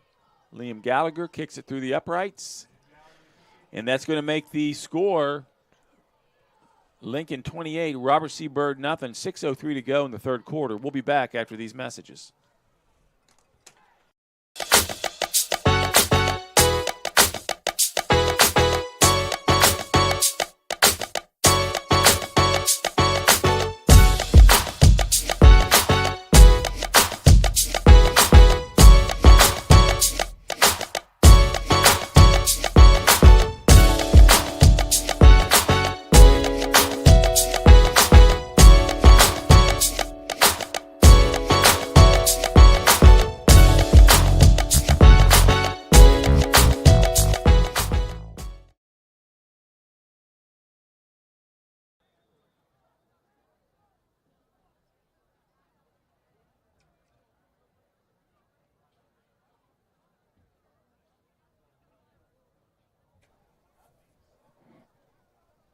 Back at Robert C. Byrd High School, One Eagle Way, Eagle Stadium. Homecoming 2023 sees your Robert C. Byrd Flying Eagles in the hole, 28-0. The Lincoln Cougars have clawed their way down 19. Eagles have tried to put up a fight, but haven't had much luck. Here's a nice return by the Eagles. Not sure who that was on the, I believe that was going to be number 2, Kobe Duarte. Yeah, so a nice little return by Duarte there. Yeah, good job there by Duarte following his blockers. And again, we've talked about this all evening. The kickoff return team has done a nice job for the Flying Eagles. They've had good field position on every kickoff to start these drives. Just been tough sledding trying to get anything going and then trying to finish off drives. And as we think back, not that it would have changed anything, but the one big play that did kind of change things for both teams, you could say, really was the fake punt that Lincoln ran in the second quarter. Looks like there was motion there, but no flag. And here's a pass out in the flat by Rock, intended for number 86 for the Flying Eagles, Bryson McAtee.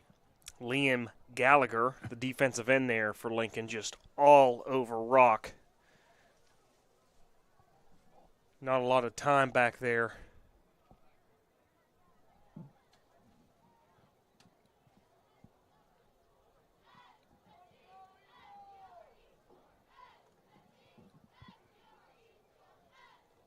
So Ryland Rock will stay in at quarterback.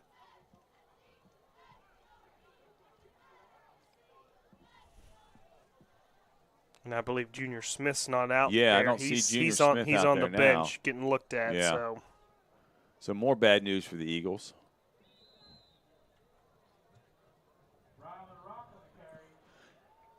So Rylan Rock on the keeper there. He's going to pick up a couple yards. Gallagher again on the stop for the Cougars. So 2 good back-to-back plays for this senior defensive end, 6 foot, 192 pounds.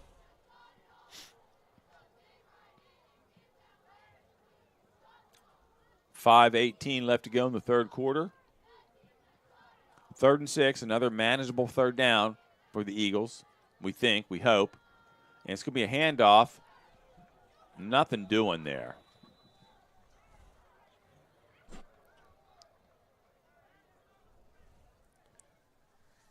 Looks like Andrew Swagger was the ball carrier, and he ran into about 6 Cougar defenders right at the line of scrimmage.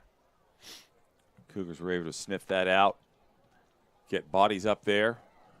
So it's going to be a 4th and 9, and we anticipate that Rock will now do the pooch punt or the pooch kick, and he's a little deeper in the backfield now. And he gets off a decent punt, and it's going to be fielded about the 25-yard line by number 2 for the Cougars, Braden Edgell. Nice return up to the 50, and he's brought out of bounds right down below us by number 36, McMillian. Yeah, that's the pooch punt has done, fairly well this season for the Flying Eagles, but now it's gotten to the point to where the defense and they know it's coming, so they can get their punt team out there. And now Robert C. Bird's at a disadvantage because you're still with your offensive lineman out there, so it makes it harder to cover the punt. And that was the first. That was the first punt that was returnable for the Cougars tonight. So, and quite frankly, they're lucky they haven't had one blocked. Yeah. So the Cougars take over 1st and 10. Here's the read option. Nothing doing. Burdett's going to be brought down in the backfield. I think the whistle blew. We didn't hear it, but his forward progress was stopped. Yeah, and that was Gail Adams. Correction, Burdett on the carry, number 11. My apologies. Adams right there for Burdett.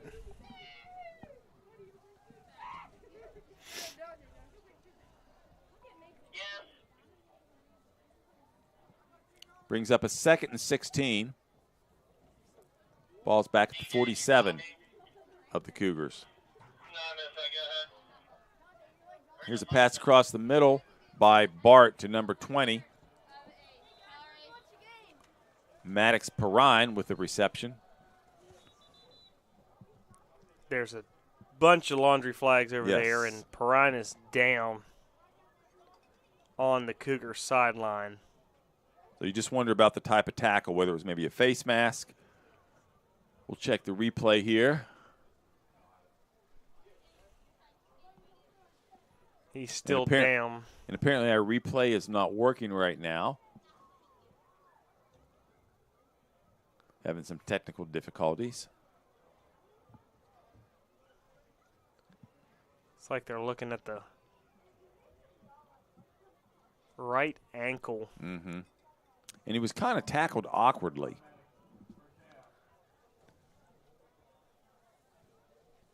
So I'm not sure. It's an automatic first down. I'm Yeah. not sure what they signaled, if it was.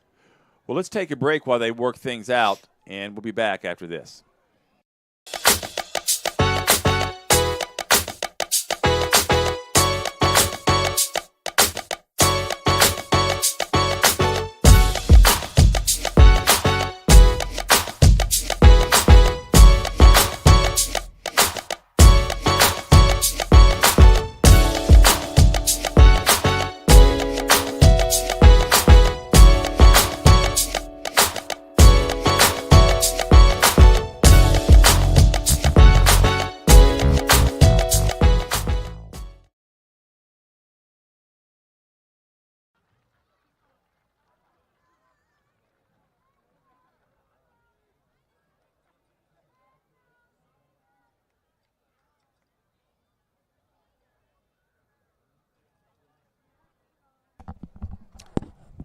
So the injured player, number 20, Maddox Perrine, a 6'2 senior, gets up with a little help. He was right in front of the Cougar sideline, so they helped him off the sideline. Hope the young man's all right. Doesn't look to be putting much weight on the ankle as he's going to make his way to the bench and let the trainers look at him.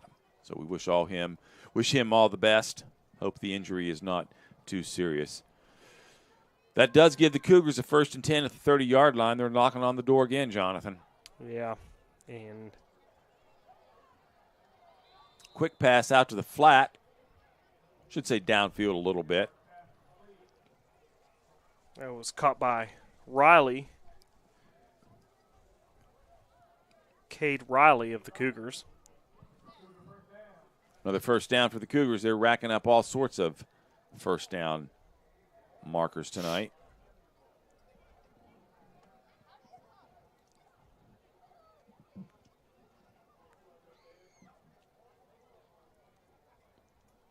Here's a snap back to Bart, and he's going to throw across the middle just out of the hands of number 2, Edgel.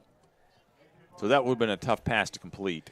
Yeah, it was there, and that would have been, if Edgel was able to pull that in, that would have been an impressive catch, and it would have been his 3rd touchdown catch of the ball game. So just out of his fingertips.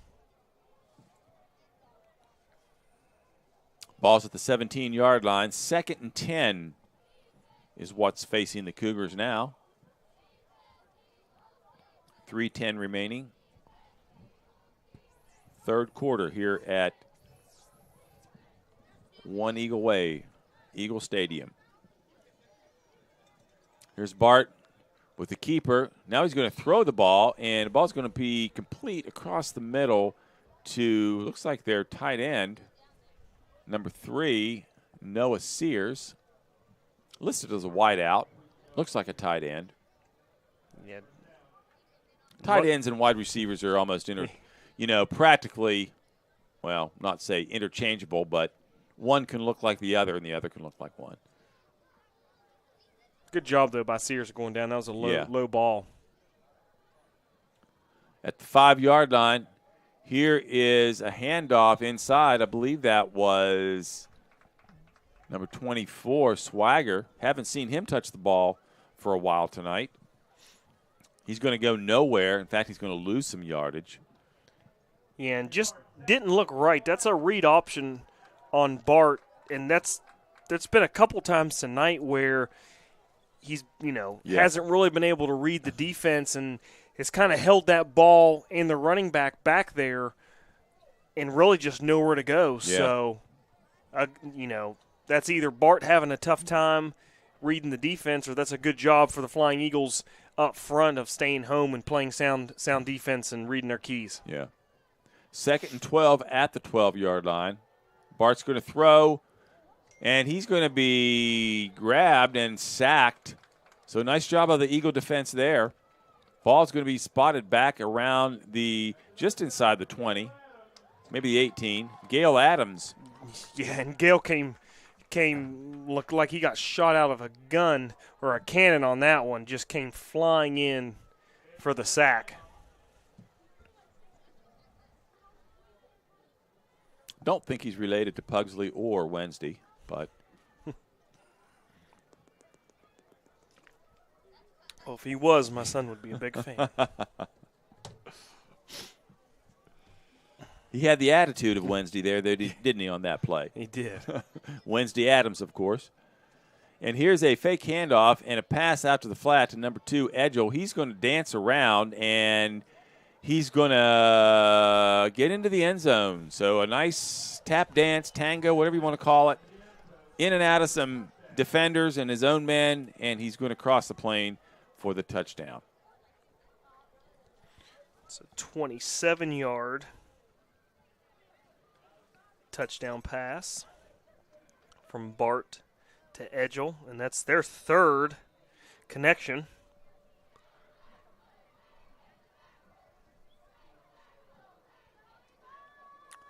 Awaiting the PAT, number 4, Gallagher, who's been a busy man tonight. Snap is down and kick is up, and it's good. There was movement on the right side of the Eagle line. Thought maybe the Lincoln lineman might have been called for jumping, but no flag. We'll just let it go at this point. 35-0. Eagles in command here. 57 seconds to go in the third quarter. We'll be back after these messages.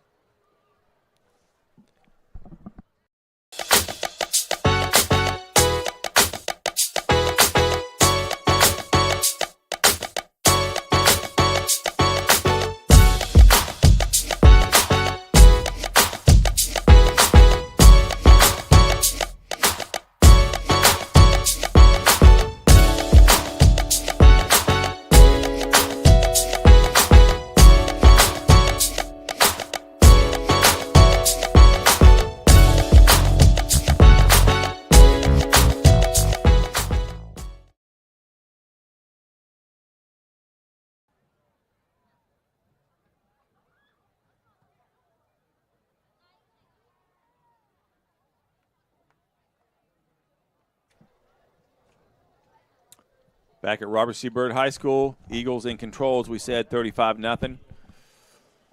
Just under a minute left to go in the third quarter here. Here's the kickoff by the Cougars.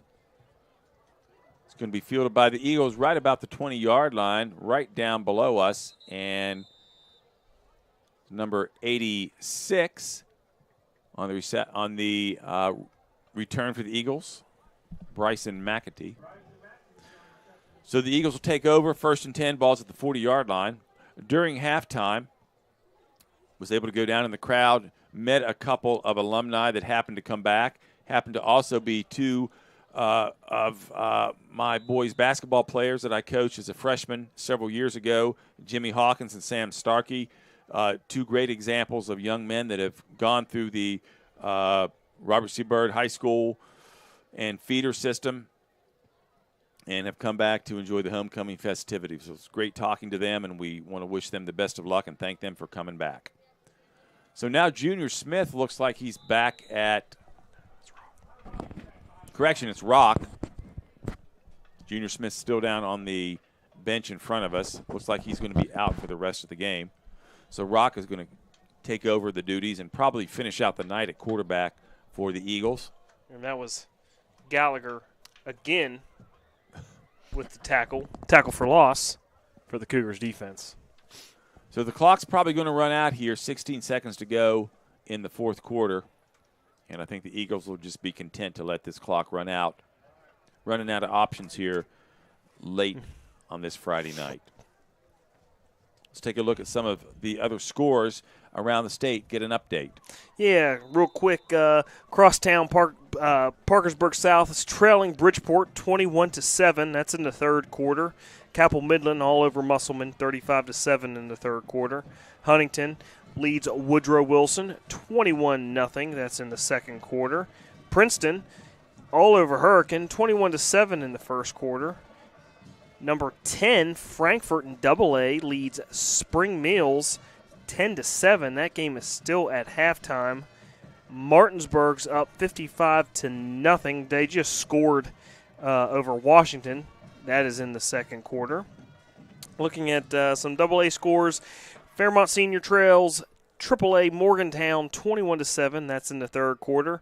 Number 3, Scott leads Logan 34-9. That is at halftime. Kaiser, number 15, leads AAA John Marshall 14-7 in the second quarter. Nicholas County all over Braxton County 31-0. That's at halftime. And single A Greenbrier West broke the tie against number 1 James Monroe in single A. Greenbrier West now leads 22-8. That's in the third quarter. Williamstown all over Calhoun County 62-7. That is in the fourth. And number 3 Tucker County leads number 14 Moorfield 14-7 at half. So the scores this weekend this Friday night seem to be a little bit closer than they have been in the past weeks. Yeah, and there was definitely some big yes. ranked opponents here in the state. So here's Ryland Rock on a handoff straight up the middle to Swagger. Nothing doing. Stopped cold by the Cougar defense. And Swagger was met there by Gallagher as well as Riley Lanaham for the Cougars defense. Lanaham, a defensive lineman for the Cougars. He's a senior. He's 6 foot, 210 pounds. Third, I think it's only second. No, it is 3rd and 12. Ball's at the 25-yard line. Here's a handoff. Nothing doing. And again, that's Gallagher right there, the left defensive end for the Cougars. Had a hit or a tackle in every possession there for that Cougars defense. So a really nice last couple of defensive plays there for Gallagher. That was Deegan Barnett on the carry for the Eagles.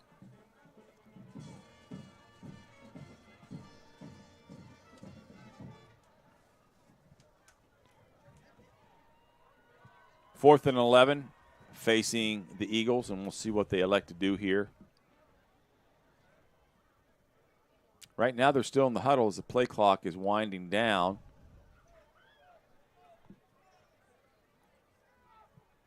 Now they come up to the ball, and now they're in more of a traditional punt formation. And it is going to be Rock with a decent punt. It's going to be fielded at about the 45-yard line by Edgel. Edgel goes around the right side, and he looks like he's going to scamper down to the end zone for the Lincoln touchdown. So a decent punt, but poor special teams coverage by the Eagles there. It's going to be a 65-yard punt return for Edgel. That's his 4th score of the game, so if we had a player of the game tonight, I think it would go to Braden Edgel because he's found the end zone now 4 times, three catches for touchdowns, and now a punt return. He's certainly in line for that honor. Liam Gallagher, whose toe is getting sore by this point in the game, I would imagine.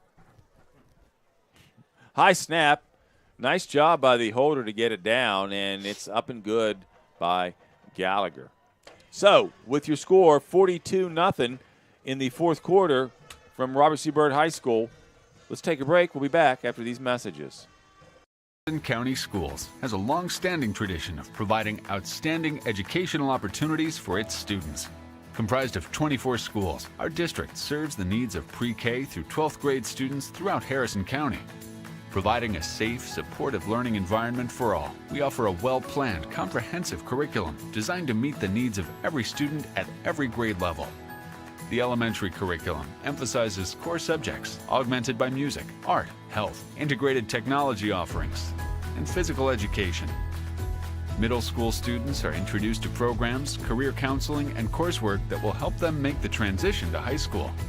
Our high schools offer a broad and challenging curriculum to meet diversified needs and prepare our students for future careers or post-secondary education.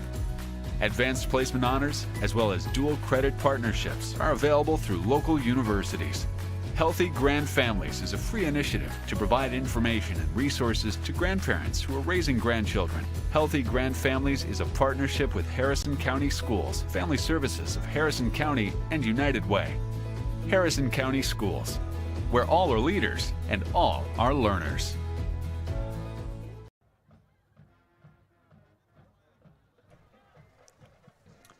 Here's the Cougar kickoff, and it's going to bounce out of bounds at about the 18-yard line. That'll be a penalty.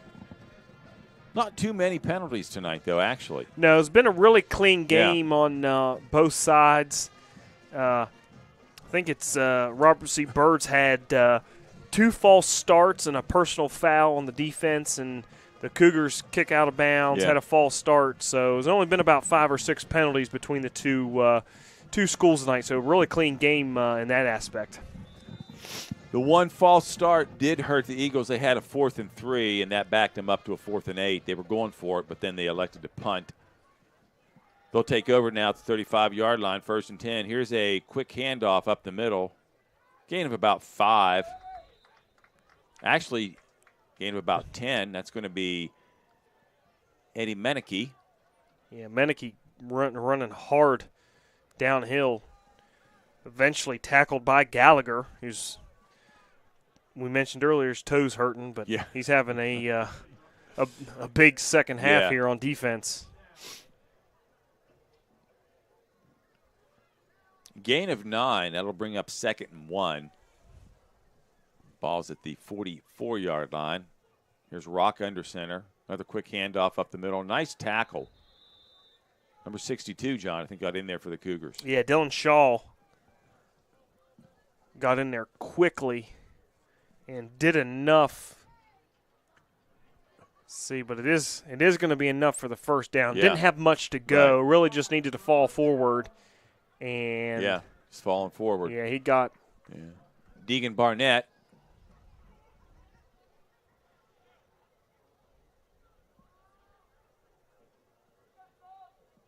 One of the few first downs on the night for the Eagles.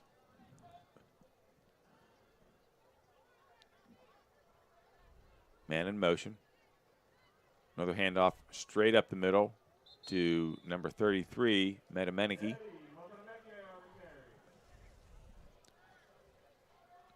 another good hard run inside.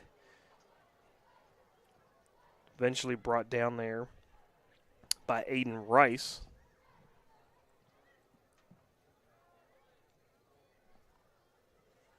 Listed as a defensive back, but was definitely playing up more towards the line of scrimmage, so maybe that linebacker or spur position. Yeah. 2nd and 8 for the Eagles. Ball's at the 47-yard line. Rock under center. About the same play. Handoff up the middle. Gain of about 2. 2 or 3, maybe 4. Dylan Shaw with the stop. Barnett getting his share of carries up the middle tonight, with Jones having gone out with an injury, and then later Smith leaving the game injured.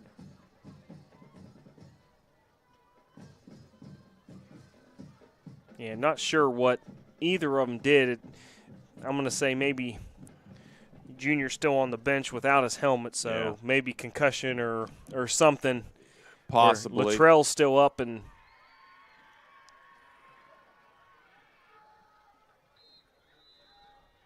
here's a handoff. Progress up to about the 50-yard line. That'll bring up a 4th down, though.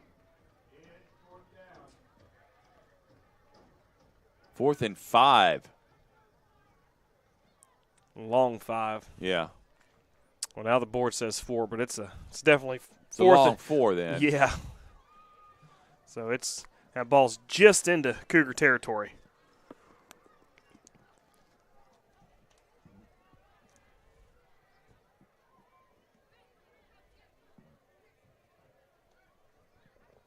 .540 on a turning clock. Play clock running down underneath 10 seconds.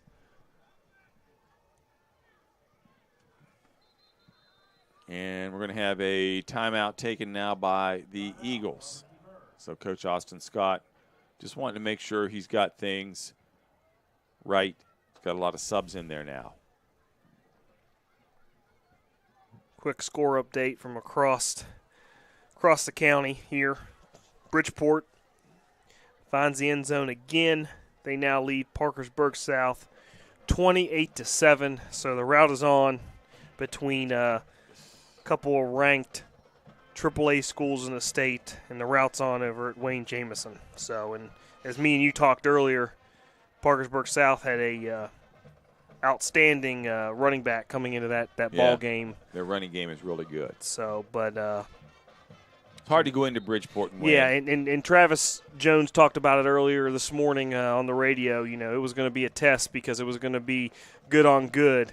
Parkersburg South's rushing offense against a really stout rushing defense for the Indians, and so right now the Indians are winning that battle. Teams back out on the field now. It's going to be 4th and 4. Let's see if the Eagles can pick this up. Clock is running continuously now because of the score. That is a high school rule. And here's Ryland Rock. He's going to pick up the first down. Nice little stutter step there to get additional yardage. He was going to have the first down. Yeah, really good job there by Rock to get up, get the first down. He was eventually brought down by Trenton Hardesty of the Cougars defense. Ball will be spotted at the 33-yard line.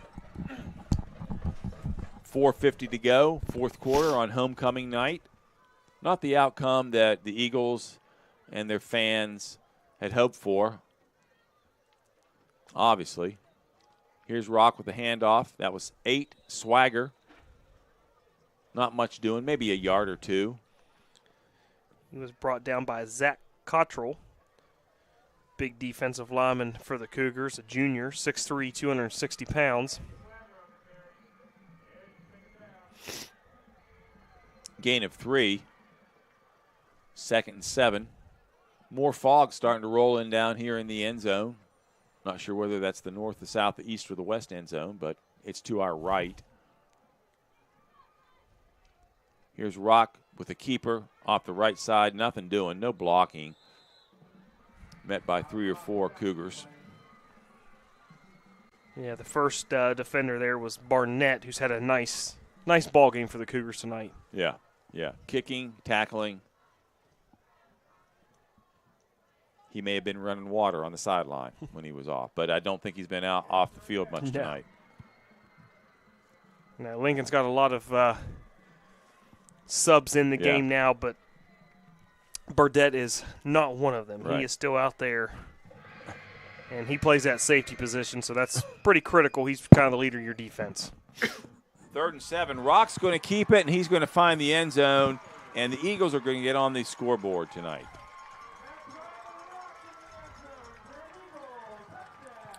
So Rock with the keeper off the right side. Watch the replay here. Nice bit of blocking there. Hit the hole hard and just sprinted right through there to the end zone. So good for Rock and the Eagles. Good to get on the board, get some momentum, some confidence. I don't know whether you'd call it momentum, but some confidence at least. Yeah, it's going to go down as a 32-yard scamper for Rock. And they're going to forego the PAT, and they're going to try the 2-point conversion. And it looks like the Eagles are going to talk it over. I'm not sure they had the right personnel or enough personnel on the field for that PAT. You want to make sure you have the personnel you want, and you have 11 on there and not more than 11. Right. Don't want to pull a Notre Dame. So the Eagles hit the road next week. They travel over to my alma mater in Philip Barber. Lincoln has the week off. Then they will return home with Liberty, and then we'll play at your alma mater, Philip Barber. So here's a 2-point conversion is no good. Runner comes up short. I believe that was Deegan Barnett.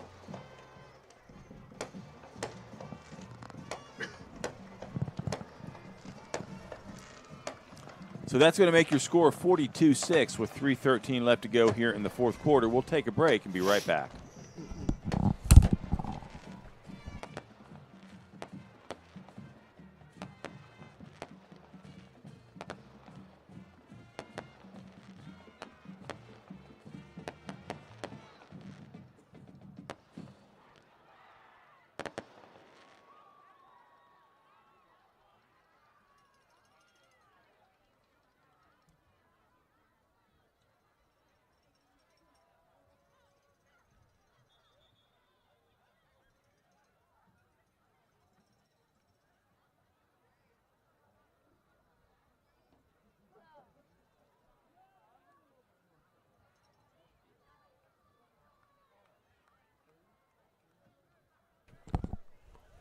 Welcome back to Robert C. Byrd High School. Jonathan Griffin along with John Griffin, or should say Jonathan Griffin and John Griffin here. David Oliverio, our producer. doing a fabulous job once again tonight for us. Eagles will kick off from the 40. They kind of squib it. It hits a up back, and it's going to be fallen on by number 10, Cade Riley, for the Cougars. So 42-6. I didn't have my microphone up there. 42-6. 2:54 to go here in the fourth quarter, and I would imagine that Lincoln is just going to take a couple of kneel downs here. Yeah, you would think. They've pretty much controlled this. As me and you talked, the game was pretty much decided early. And if you're Coach Hawkins, you want to get out of here. Unfortunately, they already had one player go down, Maddox P. Ryan. So we hope he right. comes away okay, and it's nothing too serious. But you just want to get out of here now, and into next week, into your bye week without any more injuries. And Robert C. Byrd wants to do the same. They've lost two key players tonight in Jones and Smith, so they can't afford to have anybody else injured. Yeah, and really, looking at this, we've talked about this. We knew the schedule early for the Flying Eagles was going to be daunting, but there's some games late that we thought, that they could win and string some wins together. Yeah. But you definitely need Jones and Smith to stay healthy and can't afford any more injuries. Yeah. Lincoln did run a play there, lost 1 yard. Not that anybody cares.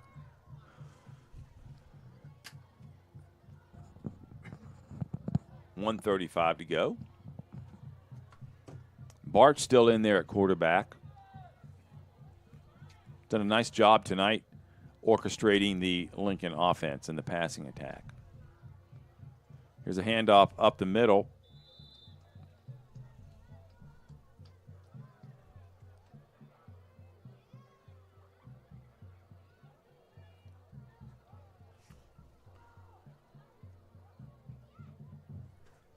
And the clock's going to tick under a minute here. 3rd down and 9. So this most likely will be our last play of the ball game. That was Josiah Corley, number 88 for the Flying Eagles. A great number that he wears. Even though I wasn't 88 at Robert C. Byrd. Right. You were 88 in college. This was my college number, So Lincoln will run one more play here. 3rd and 9, 30 seconds to go. It's going to be a handoff to the right side. Number 21, Connor Rice, freshman. The ball popped out there, and it was recovered by the Cougars, and it was recovered by Caleb Corley. That's going to bring up 4th down. The official winds the clock, and that's going to do it for all intents and purposes here tonight. Neither team will snap the ball again. So the Eagles came in tonight with some hope. That first drive looked good, Jonathan, but then after that they just were set too much in their ways, and probably that's all they could really do skill-wise, being so young. Yeah, that first drive was really promising. They came out, drove down the field. Unfortunately, they lost their best offensive weapon in that drive, Latrell Jones, who didn't play after that first drive. But they got a score on the board there late here in the fourth, and hopefully, Coach Scott, they can get back, watch this film, make some corrections, and get moving in the right direction, get ready for next week. Yeah. So they go over to Philippi. They'll take on the Colts. Be a tough contest, but we'll see what they can do. We're going to sign off right now, take things out of here before taking another commercial break. I want to thank David Oliverio, once again, our producer, Jonathan Griffin, along with John Griffin, saying the Eagles come up short here tonight on homecoming night. We'll try again next weekend. So for Jonathan and David, we're saying good night, everyone.